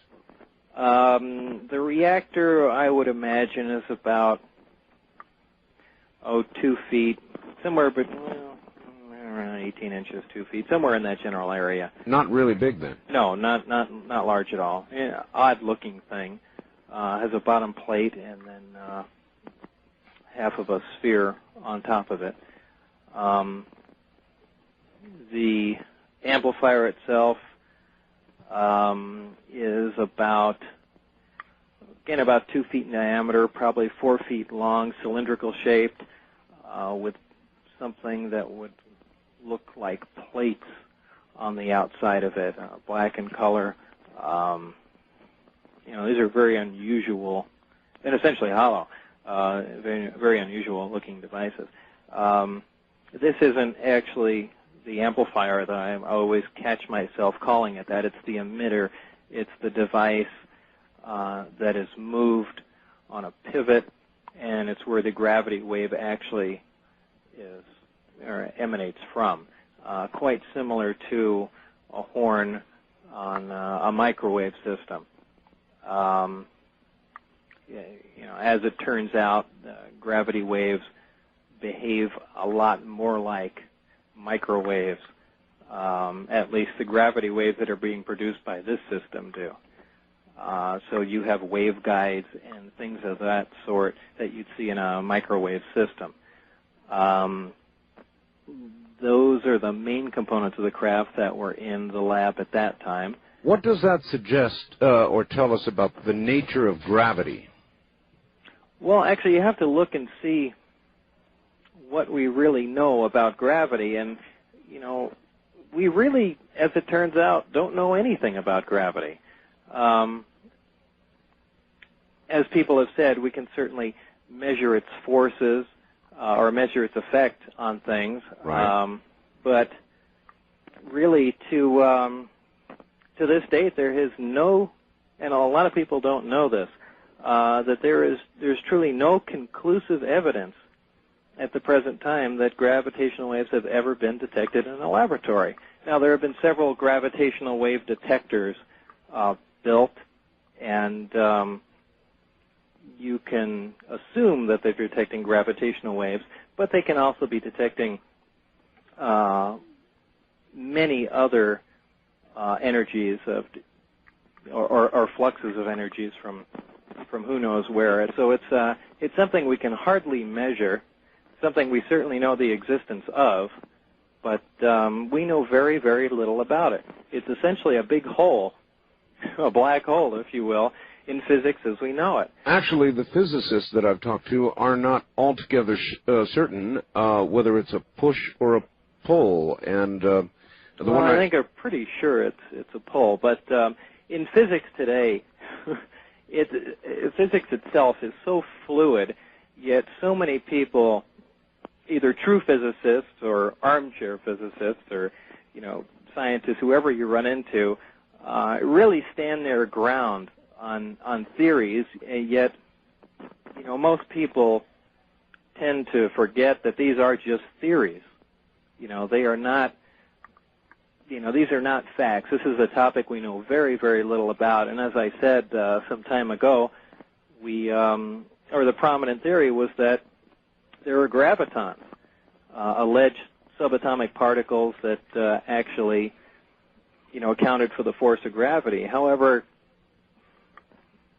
people that do bring that up really don't know much about that theory either, because there was never an actual particle called a graviton. The whole concept behind a graviton was that because I'm trying to think of how to put this in layman's terms. They basically wanted to quantify gravity. Maybe I shouldn't get into this yet. All right, you're looking at this thing. When you see it, do you know what it is? What are we talking about? Well, I've already lost myself. Okay. We're looking at the amplifier itself? That's right. That's okay. right. Okay. Well, we'll save the technical discussion for later then. No, basically, I have no idea what I'm looking at. Okay. I had to be led through everything. The first demonstration that was presented to me was the actual operation of the reactor. Now, this in itself is nothing short of a miracle. We're dealing with something extremely small, maybe 2 foot square, maybe 6 inches high, just on outside dimensions. And the power output of something like this is equivalent to a little nuclear power plant. I mean, it's very impressive. Also, the fact that it's not producing any waste heat, which is a violation of the laws of thermodynamics. You bet. Bob, not to interrupt too much, but didn't you say that reactor put out as much power as Hoover Dam? I remember I recorded all the data I had about it, but off the top of my head now, I don't remember the output of the reactor. The lay people like me in the audience, so they can imagine the type of power we're talking about. But it was a huge amount of power coming out of essentially a very small place. What did the demonstration actually entail? I mean, what did you first see? was certainly not the electrical output of it, but it was showing me the gravitational field around the device. Now, the only reason I started going off on a tangent about gravity is because I guess my whole point was that we don't have a machine. There is nothing in existence that can make gravity. I've seen a lot of people, just lay people, telling me stories about how they watch a film on NASA and how the astronauts are training and they're in a little chamber and they're floating around and they're, in a weightless environment. They don't realize it's an airplane doing a crash dive. That there is no machine that makes gravity. I mean, at all. Nobody has that. On Earth. On Earth, right. And here was a device that in operation was doing this. To do that, Barry told me, he started the reactor. When it was operating, after a short time, he told me to put my hand or attempt to touch the sphere on the top of the reactor. And as my hand got close to it, you can feel a force exactly like putting two like poles of a magnet together. Wow. Kind of that soft push. Yeah, a soft push, but what you're experiencing now is more of an anti-gravity field, which is something entirely different. Oh, no, that's extremely interesting, Bob, because as you may have seen, they've done experiments now in Sweden with incredible magnetic fields generated in a fairly conventional manner, and they have actually levitated frogs and plants and all kinds of strange little things they've levitated with. Is this documented? Oh, absolutely. I haven't heard anything about it. With a magnetic field? Oh, absolutely, yes. Well, certainly frogs are not magnetic. I wonder is this just a raw magnetic field? An electromagnetic field? An electromagnetic field, raw and gigantic, and they had a little chamber. The big superconducting setup? Yep. And they're levitating a frog? You got it. And was it written up anywhere? Oh, absolutely. Huh. I wonder how this managed to pass me by. I'm glad to be delivering so much news to you tonight, Doug. but obviously, where can do you have any? Is it on your website? Not to run off on another tangent here, but is there a name of any of the people or anything you can reference me to where I could look? I'm sorry, this second I can't. It was Finnish scientists. It was carried on NBC, ABC, CBS. All the networks had it. They had the photographs of the frog floating there. Boy, that's a tremendous discovery there. Well, it is. It just, when you mentioned to me the tremendous gravitational field and the effect on your biological hand, it immediately flashed to that experiment in Finland. So there you are. Anyway, so you pushed on one more question. Have they levitated anything non-conductive, something with no water in it, like just I don't know, what Well, they levitated plastic or something like that? No, I don't think so. I think that it was plants, nuts, frogs, spiders. So it was all biological material? Yes. Yes, but you said yourself you felt the gravity with your hand. Now that's the biological effect. Right. Anyway, I don't want to stunt your story. I just couldn't resist telling you that. No, I'm glad you brought it up. That's actually very, very interesting to me. As time went on, we tossed a little golf ball at it, too. And it never did hit the sphere. It merely ricocheted off the field, which, again, was an impressive display. Indeed. A golf ball is not in any way conductive. It has no moisture. It has no... Well, or minimal amounts. So minimal. Aside from the fluid Sure. center golf balls. Oh, that's right. They are fluid centers, aren't they? But in either case, this was a quite a impressive demonstration, just in the fact that this is producing a, omnidirectional gravitational field around the unit. It was later connected up to the emitter and the amplifier, and where the gravitational beam out of the emitter can be focused. This, again, was extremely impressive. The gravitational wave or waves coming out of the emitter were focused into a small point and produced a little black dot in the air, hovering in the air. Really? Now, this is not to say it was a black hole, but what it was showing me was that it could bend light. Now, the only thing that can bend light is gravity. That's right. A lot of people say, well, light can be bent, so on and so forth. Usually that's diffracted or refracted, but where you can only bend light is with gravitational waves. So to me, again, this was another impressive demonstration. But it really was a kind of a black hole. Well, in the sense that it was absorbing, at least in that a black hole, by definition itself would be the source of the gravitational distortion, as opposed to, this the byproduct focusing on it. And, you're also, a black hole, quantum singularity, and blah, blah, blah, blah, sure, blah. But the theory is the same, isn't it? In other words, you saw the blackness because of the intense focus of... right, where light couldn't escape. Yeah. Yeah, essentially true. Still, it was an extremely impressive demonstration to me. Oh, yes. So basically, those were we did get to essentially fool around with it a little more, but he was updating me with basically what had been learned in the time that they had the craft there. He wasn't really specific on how long the craft was there. He was very elusive on many of the questions that I presented to him. Yeah, that's something I want to touch on. You must have had 1 million questions by then. I did, and he would answer them peripherally. He wouldn't really get down to the meat of the question. Mm. But at that point, Barry had a higher security clearance than you did, didn't he? Yeah, that's probably true.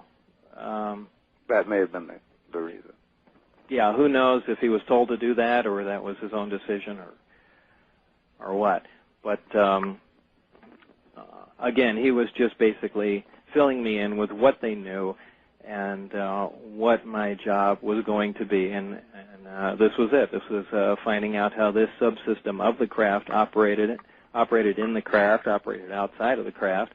Could this eventually be duplicated using another power source? Could this power source be duplicated itself without using exotic materials, and so on and so forth?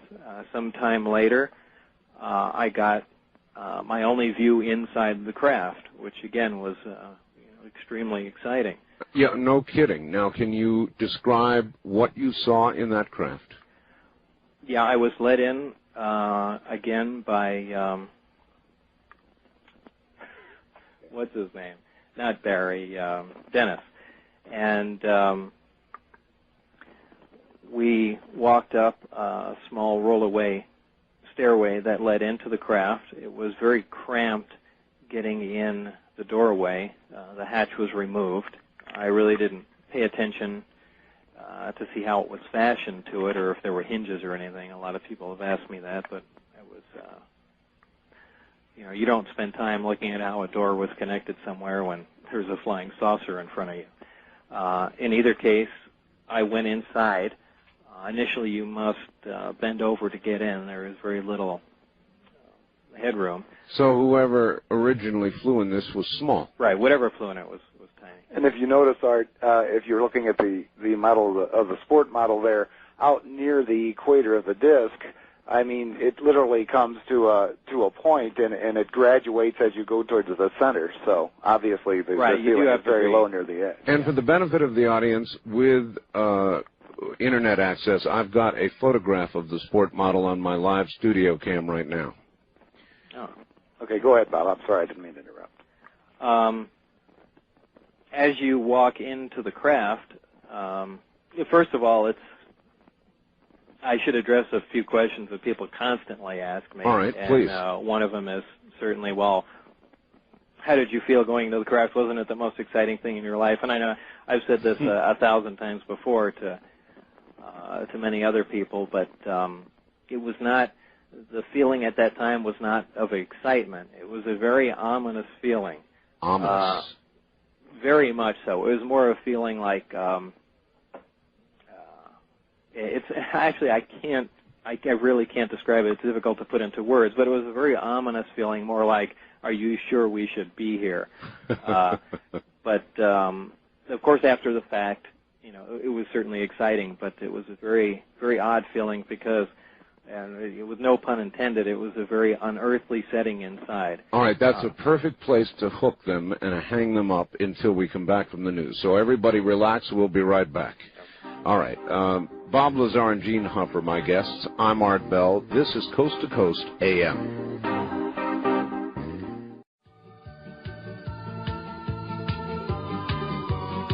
Here again is Art. So what about being inside that craft? What do people generally ask, and how do you respond? Well, first of all, is the overall description inside. Entering the craft is, like I said, certainly uncomfortable for an adult human being. You realize that you're not in a place that was designed for humans. Exactly. And it certainly is different from anything that you're familiar with. And what I mean to say about that is everything is basically one color. Normally, any area you're surrounded in is always different textures, different colors, so on and so forth. The inside of the craft is essentially all a dull pewter aluminum color, very metallic looking. Mm-hmm. There are no sharp right angles anywhere, and the description I've given before is basically the craft looks like it was just injection molded, essentially like the model was. There are no seams anywhere. Everything inside the craft looks like it was fashioned out of wax, heated for a short time, and then cooled to where everything basically melted into what was next to it, what it was sitting on. That's about the best description I can give as to how the inside looked. Seamless and very unusual. Again, no right angles anywhere. The structure of the craft, the skin from the outside was smooth. Inside, this is very difficult to describe, but if you can picture yourself inside a disk of a flying saucer shape, and you're inside looking at the walls surrounding you, mm-hmm. There was an additional structure, kind of a secondary wall. It was kind of repetitive archways that looks like it was either for structural integrity or, as we later found out, something to do with the waveguide and the gravity amplifiers themselves. But if you have the box there you're looking at, you notice what I'm saying is kind of difficult. There's a little booklet that came in there that has a nice cutaway view of the craft, but it's very difficult to describe without drawing a picture or seeing something visual. Well, the lucky people on the internet can see what I'm holding up. The others are going to have to make do with your word pictures, or go out and get a copy of the tester model. Or how else might people see? Is there something on your, well, again, it would be your website, so it's just people with computers. So we've got to formulate word pictures for people without. Yeah, I'm not really good at that, but that's basically what there are 3 levels to the craft. When you enter into the main level, and that's basically what you see. As far as what's on the main level, well, first of all, the dimension of the craft is about 52 feet in diameter, about 16 feet high. That's just the overall measurement. Now back on the inside of the craft, what you'll see in the center of the craft is the reactor itself. Extending from the reactor up through the top of the craft is the waveguide. It kind of looks like a little chimney, more or less. Surrounding the reactor in the center of the craft are 3 seats. These seats all face one direction. Also near these 3 seats are the 3 gravity amplifiers themselves. They look like consoles, just solid rectangular objects. When I say consoles, I don't mean there's any buttons, lights, or anything of that sort. And in fact, there were no buttons, lights, switches, or wiring in the entire craft. Really? Really. That's also quite an impressive feat. No levers, no buttons, no lights, no switches. However, I did not get to go in one part of the craft, so I really can't say what was there. But I do have a good idea as to what was. Now, this was all on the center level. Immediately underneath, there's a small breakaway part of the floor as you walk in to the craft over to the left. It's a collapsible hexagonal, very unique doorway. People have asked me, have you ever seen anything in any of these crafts, any of the technology that could be used today, something simple? And that's certainly one of them. Aside from the high-tech gravitational propulsion system, so on and so forth, something very, very simple to understand and easy. And anyone that's taken a 6-pack of beer or bottles or anything like that, you'll notice that if you push on the sides of you take all the bottles out, you push on the sides of the box, it all collapses flat. Yes. And the floor itself was hexagonal in shape and made of little square hexagons like that of thin metal with a little notch cut out. So basically, to operate it, you just stuck your hand in the notch and pushed, and the entire thing collapsed flat and left a hole open. However, when it's, I'm getting tangled with my words here because there's so many other things going through my mind.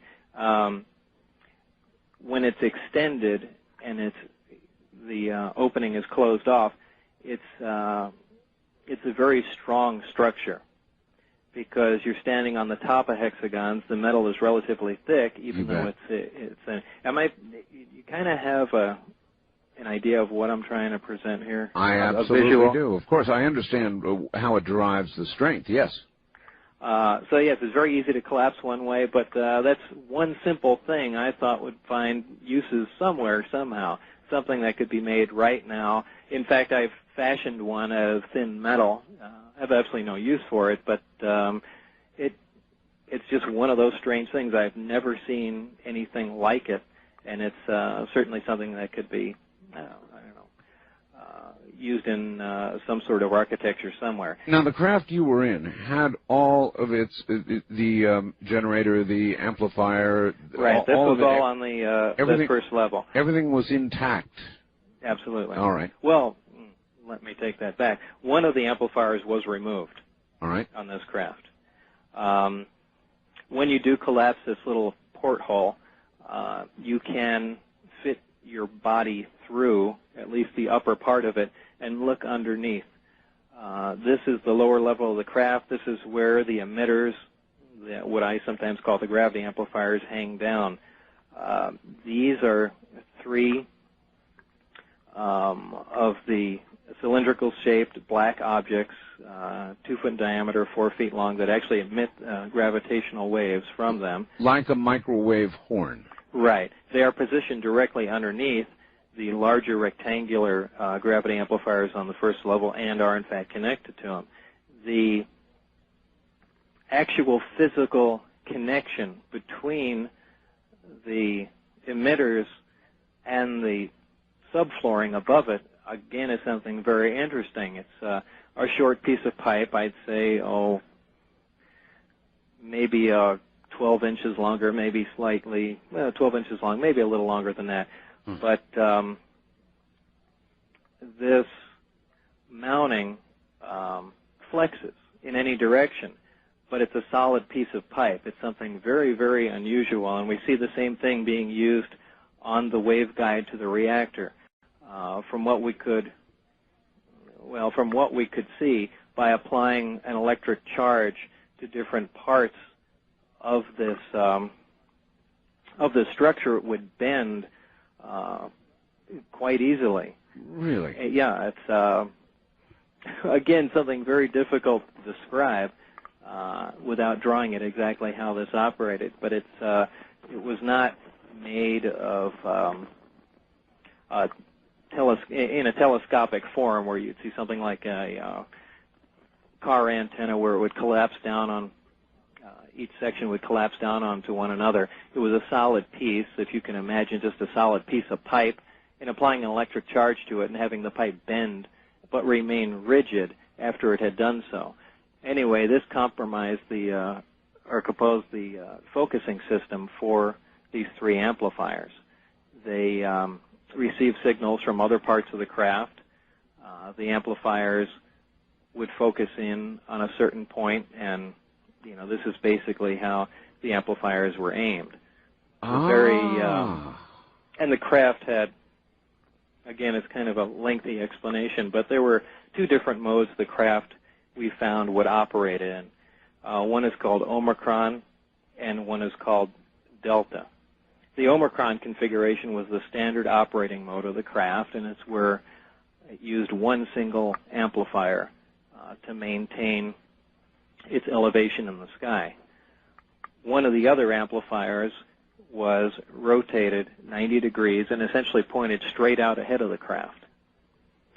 So with one amplifier working, it essentially produced an anti-gravitational pillar to stand on.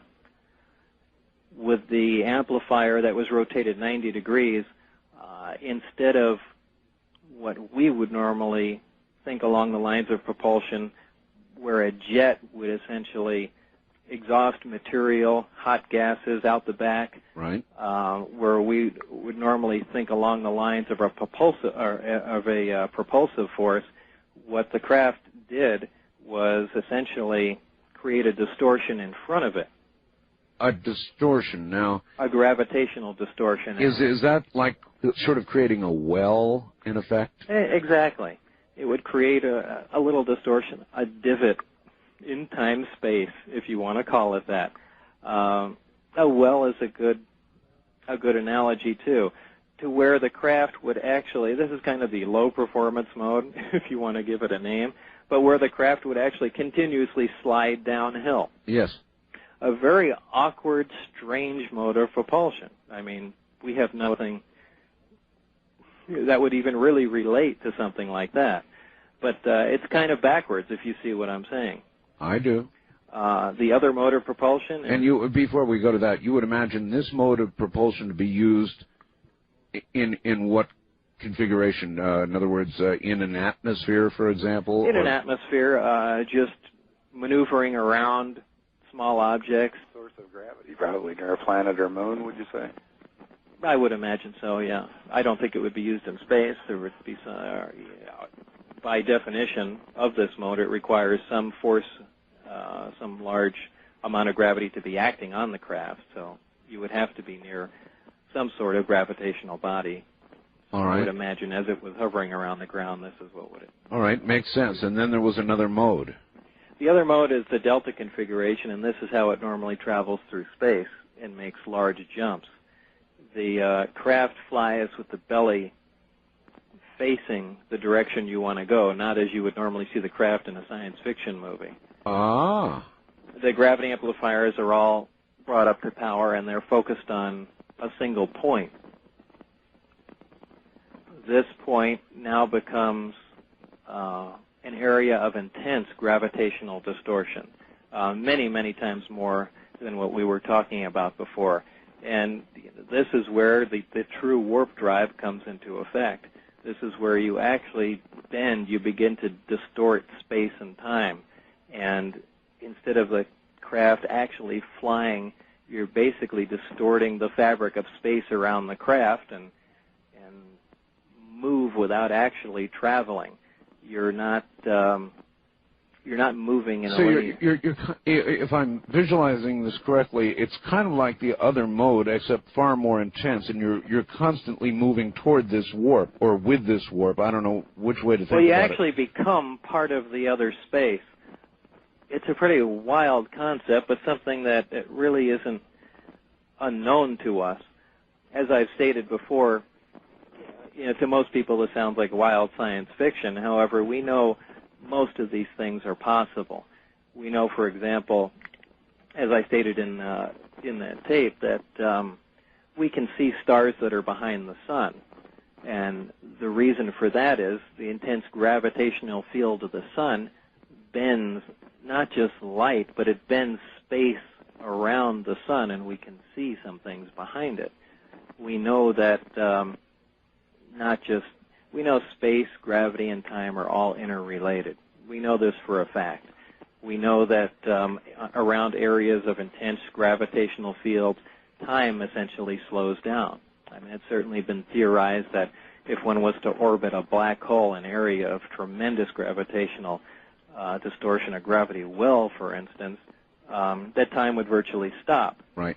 So with all these things interacting, this is how you can travel a great distance with essentially no time elapsing.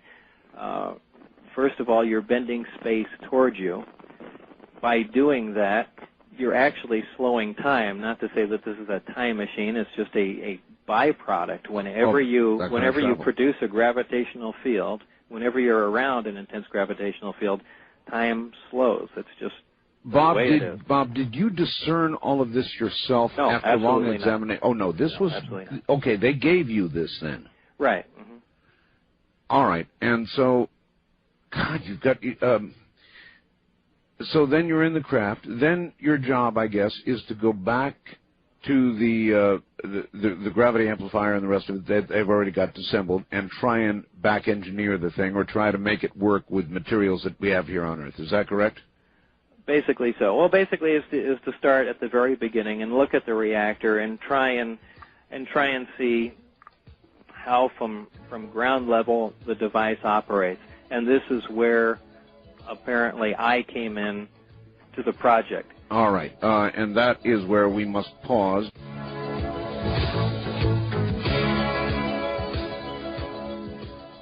Back now to Bob Lazar and Gene Huff.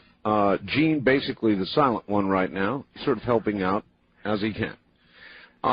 Let's see, Bob, in the interest of time, because, we could spend 10 hours with this, perhaps not before you fell asleep, but... Well, we did make some coffee here. I detected I started rambling and not saying anything, so hopefully this will help. We are about 3 hours past my bedtime. I see. I appreciate it. The nation appreciates it. This really is an incredible story. Now, briefly, you went to work, obviously, trying to back-engineer this.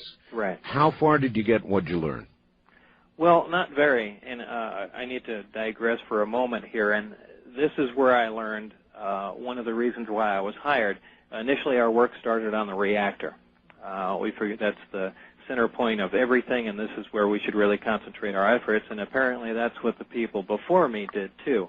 Apparently, there was an attempt to analyze the operation of one of these reactors, and I got to read the notes that the gentleman before me had left. There was a fatality, or actually 3 fatalities, if I remember, when they attempted to do this. For some reason, they attempted to get into the reactor while it was in operation under load, and it was never very clear in their notes as to why anyone decided to do that. However, again, in the interest of time, I'll cut this short, but they did attempt to do that. The reactor did explode, and the gentlemen were killed. I was to replace one of these people. Great. So this is... Did anybody at any point suggest that you go in? Oh, no. I think this is something... I think they reached a point of frustration, couldn't get anywhere, and went on from there. Again, this didn't sound very sensible to me, but this was a story that was relayed to me, and just something I thought I'd pass along.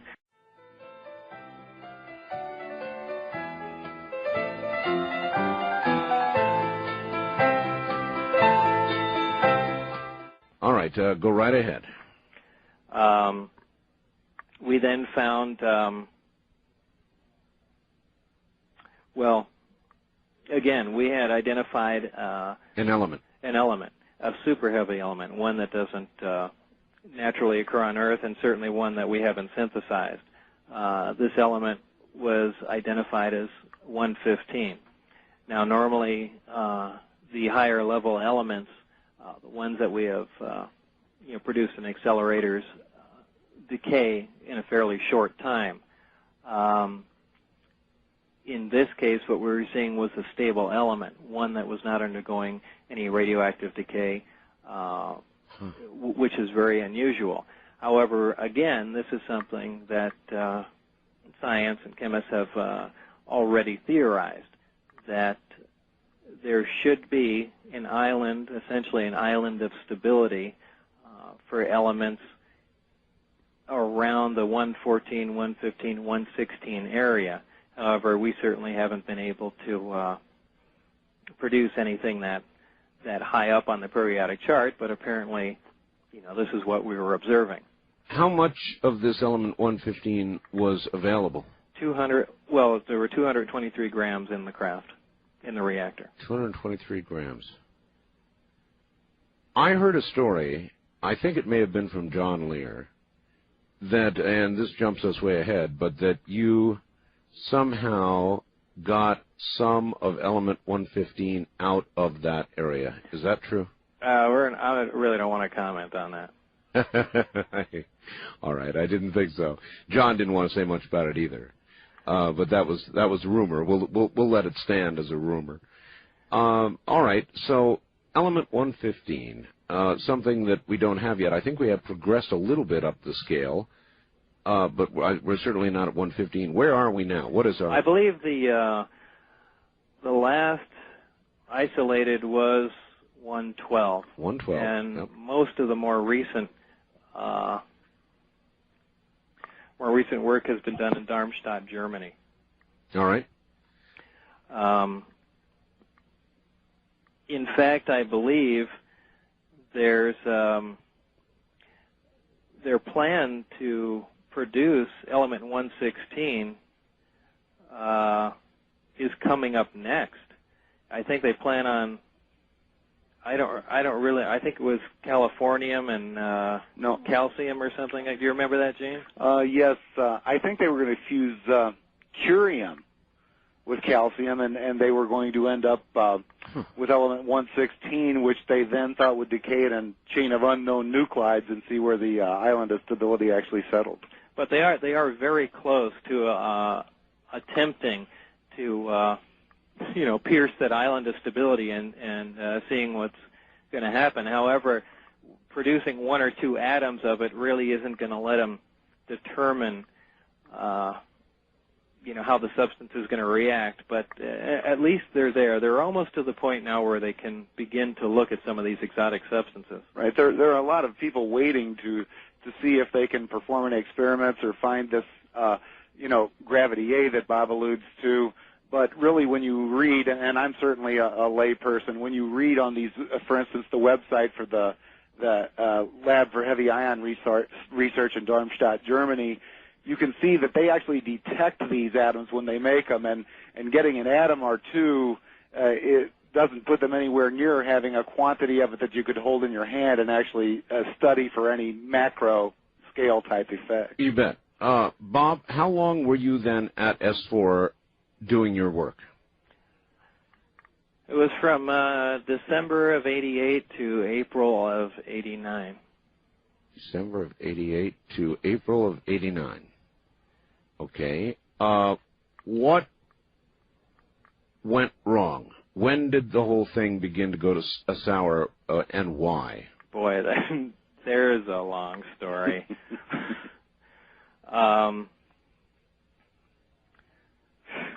Okay, the Reader's Digest, this story. Reader's Digest version. Yeah, a Reader's Digest version of this, which is typically longer than the entire story itself. Do you want me to tell it? If you got a shorter version than I do, well, go ahead. All right, how about this? At what stage of work were you when it began to go bad? Well, actually very early. Well, go ahead, Gene. Give it a try. Well, Bob had been on an on-call basis, and right when he got to the point where he's told you about up to this point, they stopped calling him into work. And this was very frustrating. He wasn't a fun guy to be around. And what had happened is when he, as he told you before, he had to sign documents allowing them to monitor his phone and fax and computer and anything that came into his house over a phone line. And to make a long, sad story short, Bob's wife was having an affair, and they found out. And when they gave him his security clearance, they deemed him to be financially stable, emotionally stable, and just generally stable.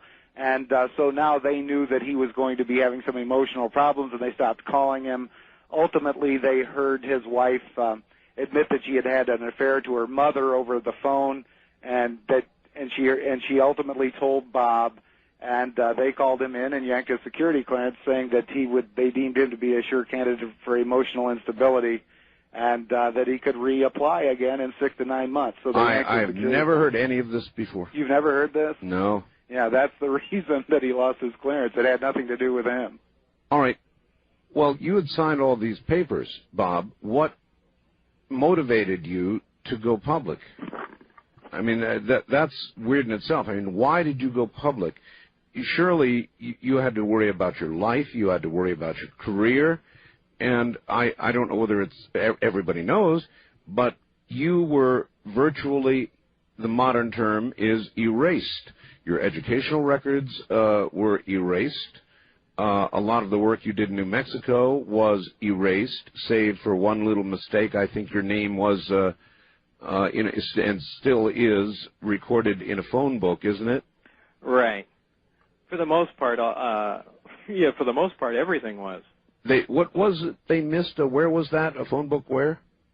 That was, it was an old phone book in Los Alamos. Los Alamos. However, certainly they couldn't erase the, as I mentioned at the beginning of our conversation, the newspaper article at that time clearly stated on the front page of the local Los Alamos newspaper that I was a physicist working in Los Alamos labs. Yes. So, they certainly couldn't go back and make that disappear. But they made a lot disappear, didn't they? Yeah.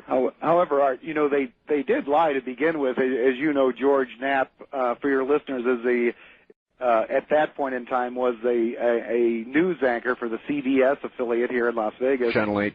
Yes, and he had extensive correspondence with Los Alamos as well as Kirk Meyer, which was one of the subcontractors that Bob worked for.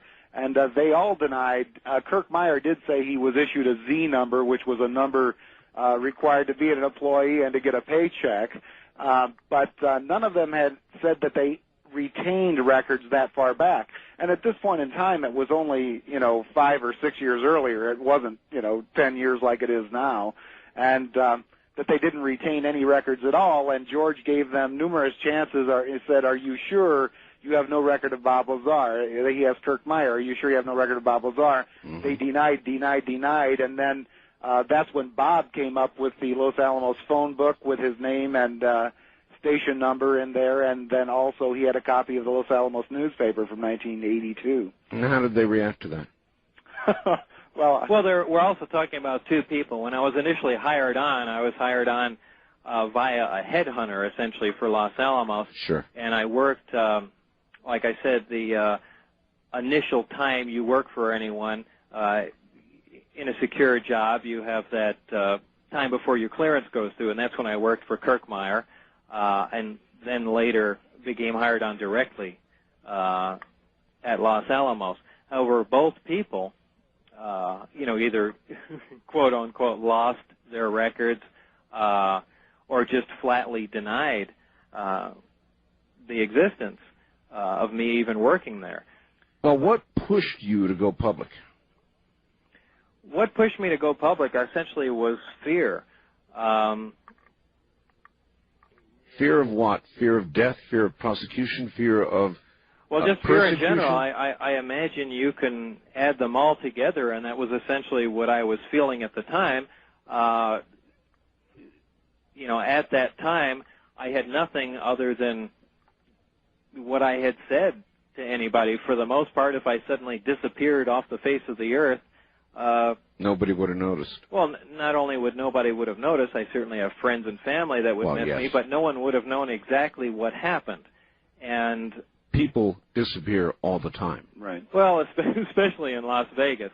So I at least wanted to get what was going on out in the open. And I believe it worked very well. It was essentially a pushback against all the force that was leaning on me. Where if I thought if I just went on in a subdued fashion on television and maybe just said a little bit and just kind of gave a little shove back, they would lay off. And it was perhaps it was a big gamble, but it worked exactly the way I wanted it to. Also, Art, at this point when he was trying to show those around him what was going on is when he took people like me and his wife and John Lear out to the BLM land outside of Area 51, and we actually saw one of the discs tested in the sky. Now, Bob did this after he told us the story. After he was in trouble and in fear for his life, he told those around him the story, and obviously we were a little apprehensive when a friend said, we thought he was just working in some project for the government. None of us really cared what he was doing. And, so he wanted to prove that, not that we thought he was lying, but it's still an outrageous story to tell your wife and friends and say, oh, by the way, I'm working on flying saucers. Sure, and John has told me the story of the trip up to Area 51, and there is video to support your claim as well. Right. Plenty of video. Now, they didn't let you go, though, because in 1990, and a lot of people use this, Bob, to try to discredit you, you had to plead guilty to a pandering charge related to the apparent operation of an illegal brothel in Las Vegas. Mm-hmm. Now, a pandering charge, that's very serious. Actually, I got to pick the charge. Oh, you got to pick it? Yeah, I got to pick the charge from three of them. Now, my understanding is a little vague, but I think all you did was some computer work, isn't that right? Well, what I literally did, we have to, backtrack to years ago. After I left Los Alamos and opened up 1 hour photo business for my wife in Los Alamos, we had decided to move. And we began, because of our contract with Los Alamos, began to amass quite a bit of money. We were looking for a business to buy into. One of the things we invested in was one of the legal brothels in northern Nevada. A very weird... in northern Nevada? No kidding. Right. Well, this was years ago. Yeah, people need to know, here in my county of Nye, we have legal brothels, and near Reno they have legal brothels as well. Right, which is up where this was. Okay. And it was just another business, just an investment opportunity. We had made money off of it and later got rid of it. However, an amazing coincidence, after I left the lab and we decided to move to Nevada, which is essentially what brought me to Las Vegas here. I had businesses in Southern California, in Northern Nevada, and in New Mexico, and I needed a central hub, and that's the only reason I moved out to Las Vegas. Sure. So essentially you knew the brothel business at that point. Well, yeah, to some extent. And even though we were out of it, after I had left S4 and began to look for some other source of income, I ran into one of the old managers of the place up north. Right. And she said she had a place running down here that wasn't running illegally, but she'd wondered if I could install a computer system like we had up there to make her business run smoother. And I said, there's no problem. It'll take me a while to write the program, and I can set the computers up for you, and so on and so forth. They also wanted a security camera outside to make sure a guy wasn't coming to the door with a gun or a knife. So Sure. I essentially installed all that stuff and left, and that was that was the end of it. However, only it wasn't the end of it. No, it wasn't the end of it, and certainly it was pretty. It's Actually, Art, what happened after that is, as you well know, living here in southern Nevada, that when George Knapp did his special UFOs the Best Evidence in November of '89, George won an Emmy for it, and it was one of the highest rated shows in the history of southern Nevada. So when it came for Sweeps Week the next spring, George said it would be a great idea to have Bob Lazar on. So Bob had a giant following, and say, what has Bob Lazar been up to? So Bob goes on television, not knowing that installing all of this equipment for a brothel was illegal, and on television, George says, what have you been up to, Bob? And Bob says, oh, I installed some security systems and computers and things for a local brothel. And then needless to say, the police were listening that day. Apparently so. All right, gentlemen, hold on. We've only got one more hour to go, and it sounds like the coffee's working. This is Coast to Coast.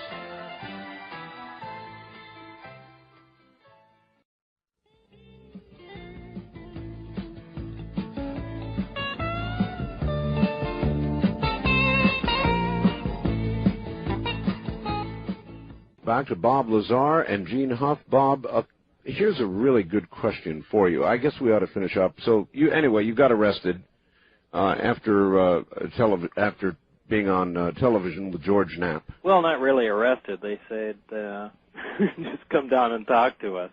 But essentially that was the impetus of everything. Was talking on the TV.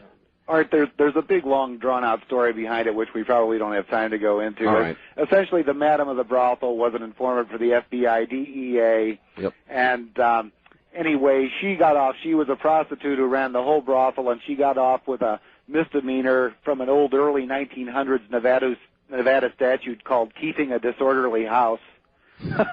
And they had to nail somebody, and Bob just went down and turned himself in, and they gave him probation, and that was it. So. I see. Well, a lot of people... But even the judge thought it was very strange that the FBI was at the trial. And I think he made some very unusual comments, too, knowing that there was some other influence. Yeah. The judge said on camera in court that he didn't understand why the madam of this brothel got off with a misdemeanor, and considering that Bob Lazar was certainly not a panderer in the classic sense of the term and had no prior criminal record, why in the world he would have pled guilty to pandering. Yes, it was some bad legal advice. And we can all turn our imaginations loose on that one. Yeah. It's not real And hard. actually, they gave him probation, and the people of the probation department used to fight to try and get to come do the checks on Bob so they could speak to Bob Lazar, the UFO guy. All right, I want to run you through a few fast questions. I've got a million faxes. One is a good one. How could some of the UFOs or parts be disassembled if they, in essence, had no seams? They were absolutely torn out of the craft. When I had corrected myself and said that one of the gravity amplifiers was removed from the sport model itself, it wasn't removed surgically like you would imagine. It looked like it was almost cut off with an oxyacetylene torch. Though there were no burn marks on the deck, but it was absolutely ripped out. Now, I never did see where the other amplifier to that craft went, or heard any stories about it. But maybe it was the one on the workbench. All right, ripped out is the answer. All right, good answer. By the way, for your reference, Bob, the frog was levitated in the high field magnetic laboratory in Amsterdam at 16 Tesla. If Bob would like to take a look at the photographs and read about it, I've got a web address here. The most complete account is given in, quote, of Flying Frogs and Levitrons by M.V. Berry and A.K. Geim, European Journal of Physics, version 18, page 307 to 313. That's just for your reference. I'm really interested in that. Have you ever, Bob, subjected yourself to regressive hypnosis in hopes of recalling details? Because obviously, even in this program, they're still coming back. Yeah, I did. In fact, that was one of the first things we did, and it was not, again, so many offbeat stories get started on this information. Sure. People said I, was either drugged or hypnotized there at work and couldn't remember anything, or, however the stories go. But there are plenty of them, and there are more than a fair share on the internet.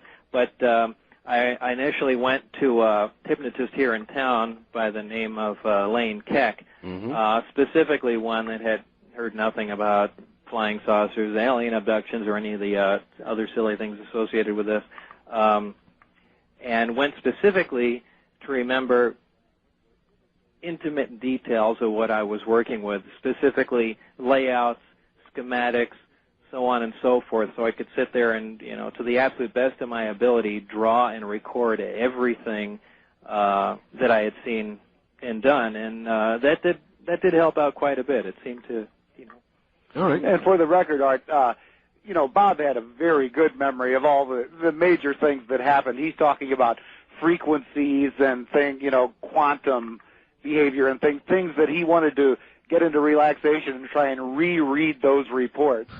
And but it was nothing like he didn't know he had worked on flying discs and suddenly remembered it under hypnosis. That's not what happened at all. All right. Well, these are random questions. Bob, somebody asked if the anti-gravity field has to extend all the way to the ground in order for a saucer to fly, or if it has to simply surround the disk itself or the bottom of the disk. No, it really just has to surround the disk itself. In fact, that's how when I was talking to that other gentleman in Australia, yes. That is essentially what we were talking about, that the field produced around the craft is like a torrid, a big donut, essentially. However, with the bottom extended is, the pedestal, the effect of the emitters pointing in that direction. But the field does completely surround the craft. All right. Here's another one. Please ask Bob if the principles that you've been describing tonight have any relevance in what you've heard of stories with regard to the infamous Philadelphia experiment. The Philadelphia experiment. A long time ago, when I was at I had heard of the Philadelphia experiment some time ago, and when I was in Los Alamos, they have a classified library there in the library, and I was able to find some general information on the Philadelphia experiment. And in my personal opinion here, that this is a story that has gotten so completely blown out of proportion. Mm-hmm. Certainly there were people injured and people killed in the this test.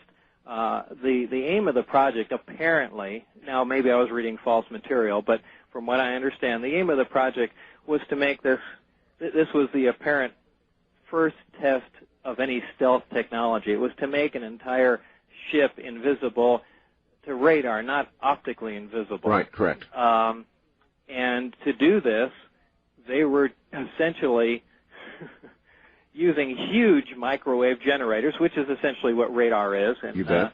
I think the accident that occurred was more along the lines of radiation injuries and things along those lines, not the more sensationalized, we flipped into another dimension. Continuum, and people coming up in the middle of the metal and all. Yeah, I think there was a much more prosaic explanation for what happened, and in my opinion, and from the small amount of information that I was able to get my hands on, because that had always fascinated me too, as to what happened with that. But I think that's all we're looking at is just an accident along those lines, and the reason for the cover-up, I think, is the same reason for the cover-ups we see around Area 51. Sure. Is more of a a legal reason because of the injuries involved, just like the toxic waste problem. You bet. Out there, than there being something unbelievably top secret. All right. Al Bielek won't like that answer. I know, but that's all right. Art, I'm a computer tech. My training includes understanding electronics, of course. Please ask Bob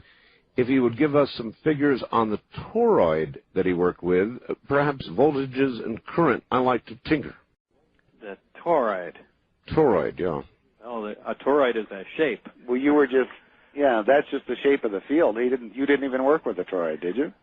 No, I mean, that's just the shape. I don't understand the question, I guess. All right, I don't either, so I give up. Have you been approached or have you agreed to be part of the CSETI program to get a congressional investigation going on all of this? Have you been approached by them? No, not that I know of or remember. All right. Please ask Bob. There is a gravity theory out there that says that gravity is RF waves from 1 hertz to past light. Basically, energy doesn't get destroyed, so it must all be out there, billions of waves. The Earth is an RF absorber, so on one side you are pushed to the Earth by the pressure of these RF waves. Do you think the engine you were working with was simply a wideband RF amp, then taking the signal 180 degrees out of phase, canceling any waves coming in, thus making anti-gravity? No, I don't think so. I mean, I kind of see what he's leaning to.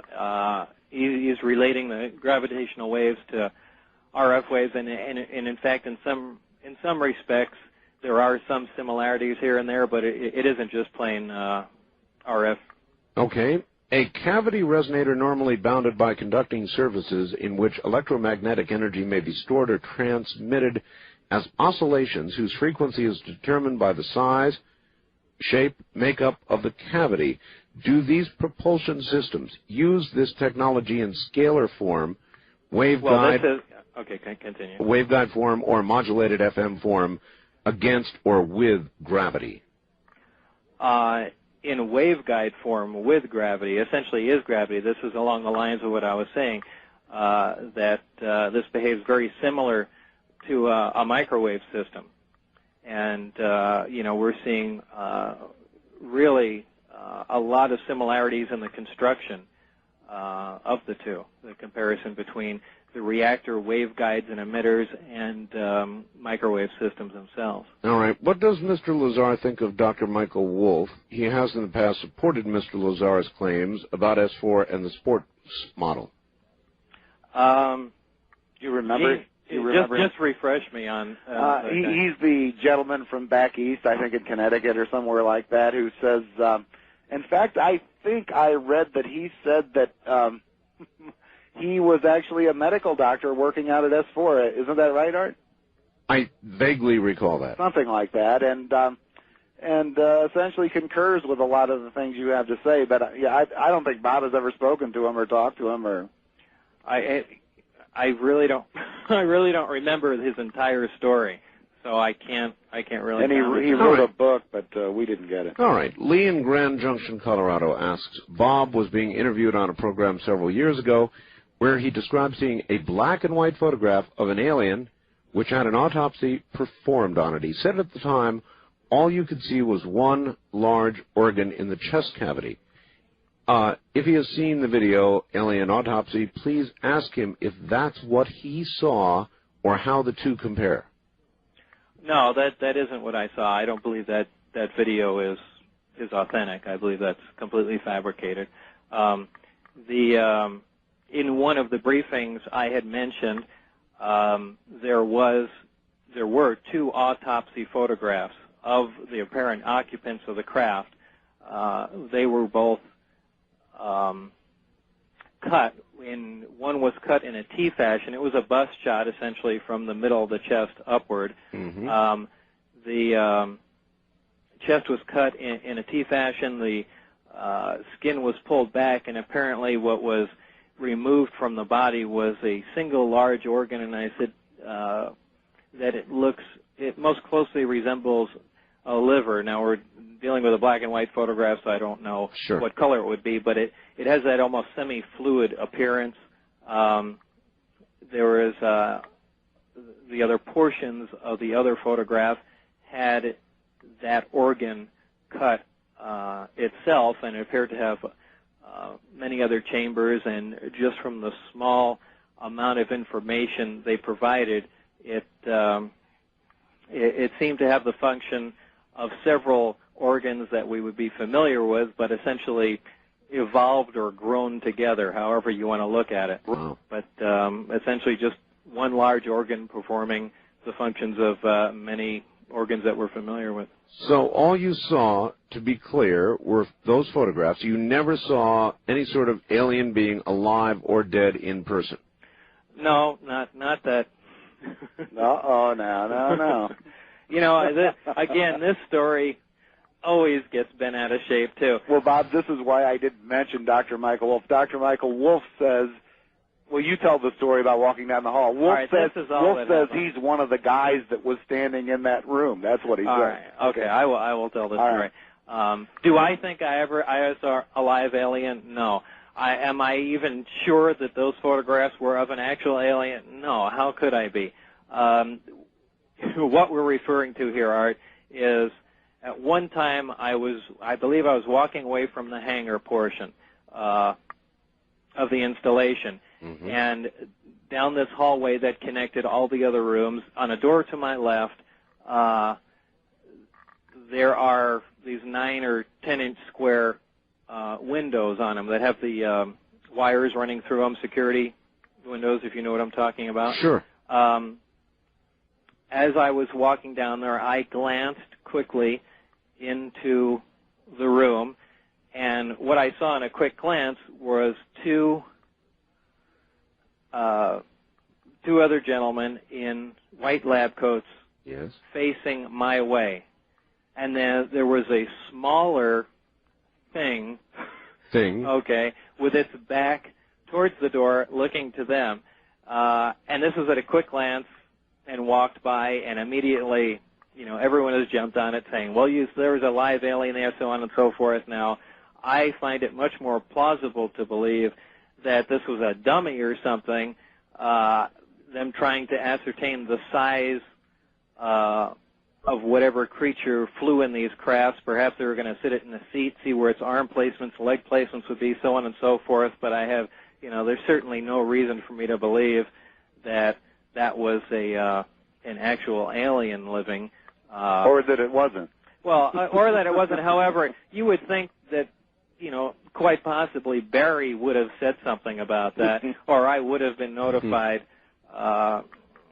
You're passing the alien room?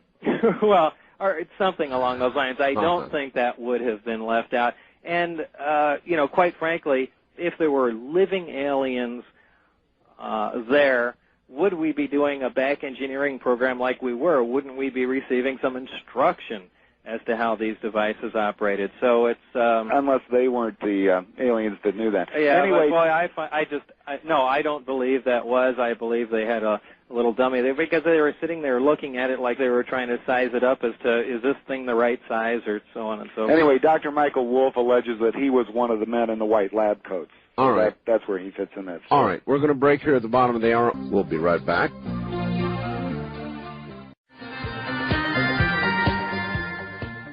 Back to Bob Lazar and Gene Huff. Bob, I'm curious. I'm told that you're not going to do many interviews, or perhaps not any, after this one.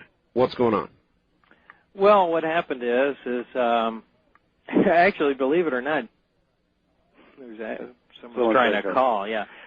Gene actually knows more about this than I do. Well, you know, when they optioned my screenplay, Art, they, you know, Bob's story has been owned by two separate movie studios who, for whatever unknown reason, have not allowed the movie to make it to the screen.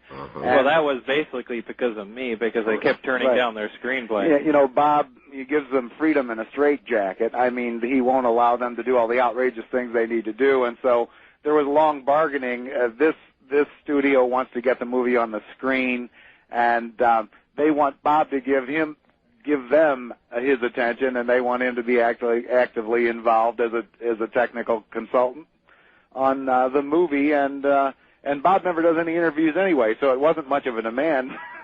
He never goes anywhere. So he agreed to it to give them the impact, if they're going to spend tens of millions of dollars to get a realistic portrayal of his movie on the screen, they'd like him to wait and I guess do the rounds when the movie comes out. Well, so it's a rare opportunity. Yeah. I want to thank you both. All right, some very fast technical questions. If you don't know the answers, Bob, just say no. Are gravity waves a broadband or narrowband phenomena? Well, they're actually a narrow-band phenomena, but they're not just a simple electromagnetic wave. It seems to be a complex emission, and that's about all I can say in a short time about them. All right. What is their frequency or wavelength, or was there a way of measuring that? Well, there was. It's not really a set, as I said, frequency or wavelength, but there was an apparent. I wish this person would stop trying to. Yeah, indeed. There was an apparent carrier wave, and that was, I believe, of extremely low frequency. Not to say that this is the gravitational wave, but it was in the area of 7.46 or 7.2. Do you remember what the exact number was, Gene? Yeah, 7.46 hertz at a 1 micron bandwidth or something like that. All right. Yeah. At almost 3 o'clock in the morning, my IQ drops about 50 points. Maybe together we could get one answer out of it. Is gravity radiation coherent? Yes, it is. Can you draw a schematic or block diagram of the propulsion system? The answer to that has to be yes. You've done it. Yes, absolutely. What level of power is produced during travel? Kilowatts, megawatts, gigawatts, or measurements that we don't have to express? No, it's gigawatts. Gigawatts. I mean, there's a huge, and that's the way the craft runs is the reactor actually operates at its full potential always. The way they, if you want to use the term throttle the power, is they change the phase of the amplifiers themselves, but the reactor is always outputting its maximum. All right. So that answers my next one, which was what is the duty cycle, peak average power, and duration of output? So it's always at full output. Right. Is there? However, I do have to say that when all three amplifiers are being used for the delta mode of travel, they do not operate continuously. In other words, if the craft was sitting here locally in our local system, you can't make a jump, or you can't distort space from here to 30 light years out. This has to be done in several consecutive jumps, and there is apparently a recycle time, on the system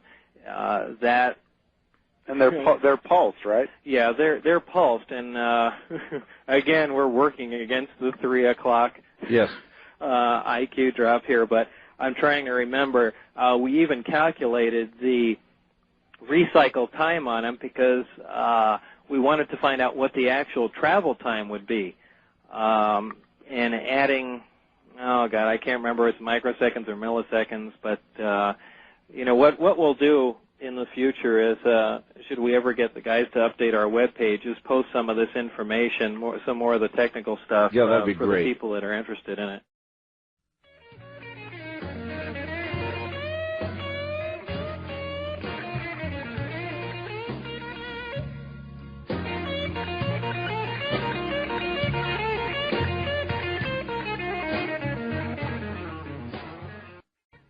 All right, is there a relatively simple antenna detector that one might use with a receiver or spectrum analyzer to capture gravity waves? No, absolutely not. What EM effects are produced near an operating saucer? Well, dramatic ones. Anything you'd see around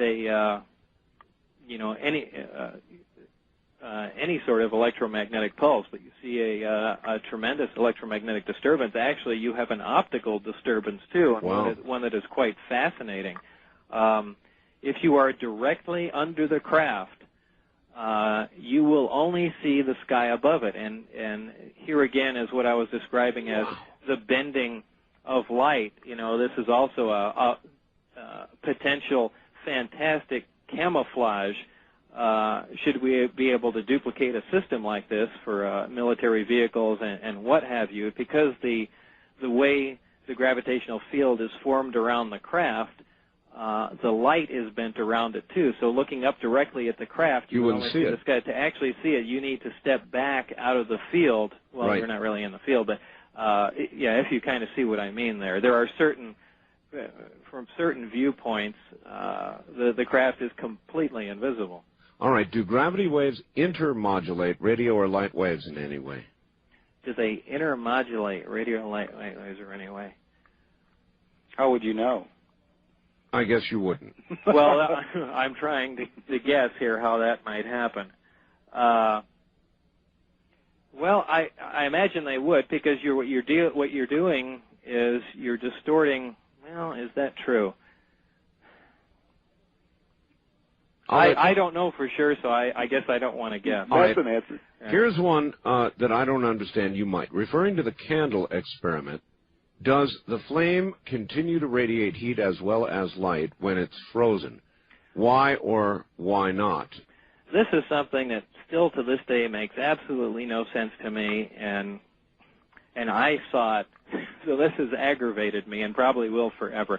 One of the experiments they showed me, if you remember, I mentioned the producing a localized distortion, producing a black dot. Yes.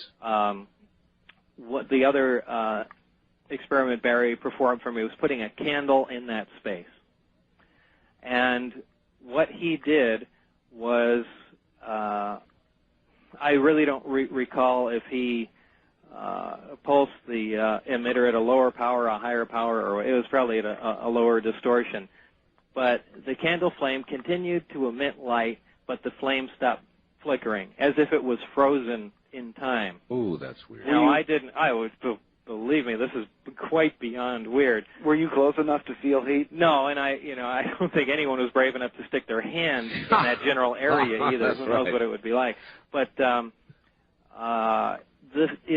the fact is, if there was a localized gravity distortion, obviously there was, and if there was a localized distortion in time, why is there light being emitted? I mean, there's nothing here that doesn't make any sense at all, and this has really driven me crazy. And I can't. So, yeah, is there heat emitted? Boy, I would really love to know myself. Wouldn't it indicate that, actually, we don't know as much about photons as we thought we did? Well, really, we don't know. When it comes right down to it. But obviously, if we're seeing, photons emitted in our normal optical bandwidth, there's nothing to tell me that they wouldn't be in the infrared bandwidth, which is heat also. So my guess is that there would be heat, but I would certainly love to have that demonstrated to me again and really observe that. You observed only one propulsion system, correct? One propulsion system. In other words, one type. Right. Well, from what I understood, there was only one type. All right. Do the saucers have a communication, or did they seem to have any sort of communication system that you could perceive? No. Again, however, this brings up another point. When I did see one of the craft tests flown, at one point I was permitted to be inside the hangar. The craft was taken outside. And it was a very unimpressive test. The craft just lifted off the ground and moved around slightly. However, would have impressed me. Well, as I said, that's as unimpressive as a flying saucer test could be. But I mean, as far as it zooming around and doing all kinds of exotic maneuvers, it didn't do that. In your opinion, would humans survive in the zooming around mode in these craft? Absolutely. But my point was that. The person was apparently in communication with someone in the craft. Now, from what I was able to see, and I believe I even asked the guy, that he was communicating with him on a normal VHF transmitter around the 200 megahertz bandwidth, right. And with the gravitational distortion around it. In fact, this even relates to another question someone else had asked. I would imagine, and with the EMP effects of the craft, I can't understand how they can receive that in the craft too. So there's an awful lot of questions that I would really like to know the answers to, and obviously people ask these questions too. Sure, the 200 megahertz area would be military frequencies generally. Let's try a couple of questions from the audience. So little time. First time caller line, you're on the air with Bob Lazar and Gene Huff. Hello. Hello. Hi, where are you? I'm calling from Bellingham, Washington. Yes, sir. And respects to you, Mr. Bell. Your program is excellent. Thank you. I have a question for Mr. Lazar. Ask. 2 times Before in my we fall life asleep. I've seen... Huh? Before I fall asleep. In any of this, did you ever see any sort of strange blue light? Yes, around the, strange blue light wasn't that strange. When the craft began to lift off the ground, because of the high voltage present on the very bottom of the craft, there was a corona discharge, kind of a brush-like fuzzy blue glow around the bottom, which dissipated when the craft got up to about 30 feet or so, but that was the only,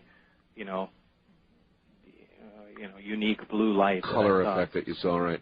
East of the Rockies, you're on the air with Bob Lazar and Gene Huff. Hello, where are you? I'm in Oklahoma City. All right, sir. And I was listening to the program, and then you was talking about that model. Yes. And on that booklet said that when he was inside the craft and he powered it up, one of the panels become, invisible-like. Oh, and transparent. There was some kind of weird writing on it. All right, transparent. Is that correct? Yeah, well, that was I was going to touch on that when I had mentioned that all the seats were facing in one direction. Between each archway in the craft, there's obviously the skin of the craft. That one archway, that the seat's face is apparently unique.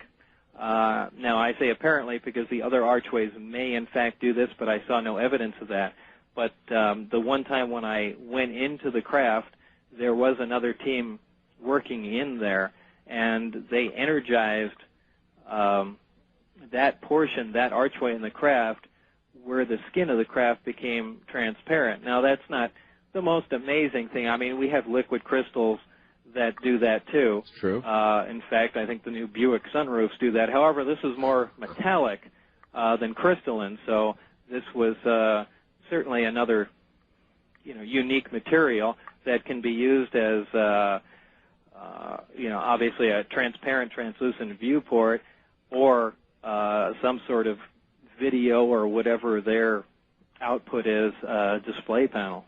All right. Well, also, Bob, on what this gentleman was referring to, you said on the right side of the archway was a solid panel and some sort of unknown writing scrolled down that, right? Right. Well, I related it to writing. It's just the closest thing I said it looked like was Korean.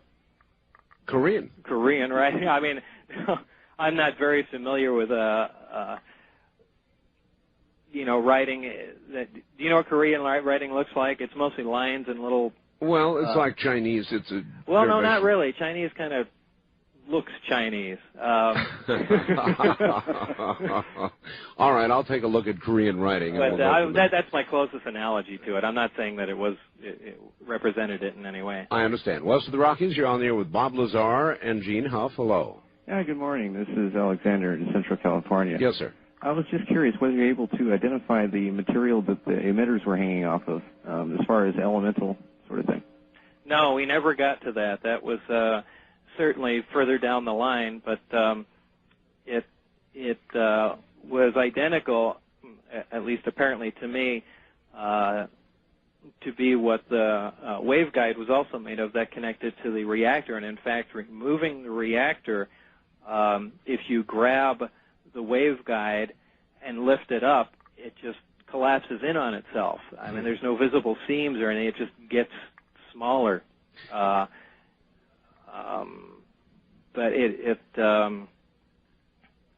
there's really no way to describe it. We weren't able to perform any tests on it other than just standing there and looking at it in amazement. All right, listen, I want to give, you guys have been so good, I want to give you an opportunity to plug something or another. You've got a tape, I know. Gene, how do people can you still get that tape or not? Yeah, you can Well, still actually, get it. the reason that tape is in existence was so I didn't have to do any interviews. And I used to just give that out to people because I absolutely loathe doing interviews, but we found people were selling it instead. Yeah. But Art, they can get to your website, to our website, and everything's on there. And then, in fact, we never advertise it or anything. I'll cook up something. We'll give some sort of discount, knock it down for Art Bell listeners if people are interested in buying it. I'll go ahead and discount the tape and the poster on that web page if they mention Art Bell. All right, but not everybody has a computer, so. Okay. Well, if you're interested, you could write to Tridot Productions, TRIDOT Productions, 2413 Southeastern Avenue, Suite 225, Las Vegas, Nevada, 89104. And we'll have the girls send you a postcard and give you prices and addresses and places to send money for a tape or poster if you'd like. Do it again, please. It's not Southeastern, it's South. Okay, Eastern. It's Tridot Productions, TRIDOT Productions. Right. 2413 S. Eastern Avenue, Southeastern Avenue. Yes. Suite 225, Las Vegas, Nevada, 89104. And they write, and if they're interested, we'll send them a postcard. All right. When the screenplay that you are now developing that is going to tell this whole story, Gene, Yeah. When will this be manifested into something that we can go out and watch at the movies? Well, I don't think Steven Spielberg could tell you that. The fact is, the first movie deal, literally the president of the studio came to meet Bob and said, I'm going to make this movie. Do you want to help or not? Yeah, and 5 years later, that movie's still not on the screen, so I would not be so bold as to give a date, but these people do seem serious, and if they could wave a magic wand, they'd like to have it on the screen in the summer or fall of 1998, but I mean, who knows? Well, the atmosphere for it now, after the way the genre has been going, has got to be just right. Well, they say that if a mediocre movie like Men in Black, and we all had hoped Men in Black would be great, but it was kind of mediocre. It did $230 million just here in the United States, so I would say that's more than encouraging. Bob, are you going to act at all in the movie? Well, but actually, I don't want them to make the movie. You don't? No. Really? Why not? Well, you really haven't been. He's afraid they'll make it outrageous and won't stick to the storyline. Well, See, the problem, Art. Well, no, it's he's probably right, by the way. They will, Well, you have to, when you sign a contract for a movie deal, you have to sign, you have to sign away every right. I mean, they could turn it into anything they want. And so Bob gets it close to the vest and restricts what they can portray. They can't portray any live aliens. And I don't know. By the time it's over, you'll have little guys going, yak, yak, yak, yak, yak, yak, yak. Well, not with my name on it. Steven Seagal will be fighting them with a machine gun, probably. Well, it sure has been a pleasure doing this, and we sure did get a lot of good information out.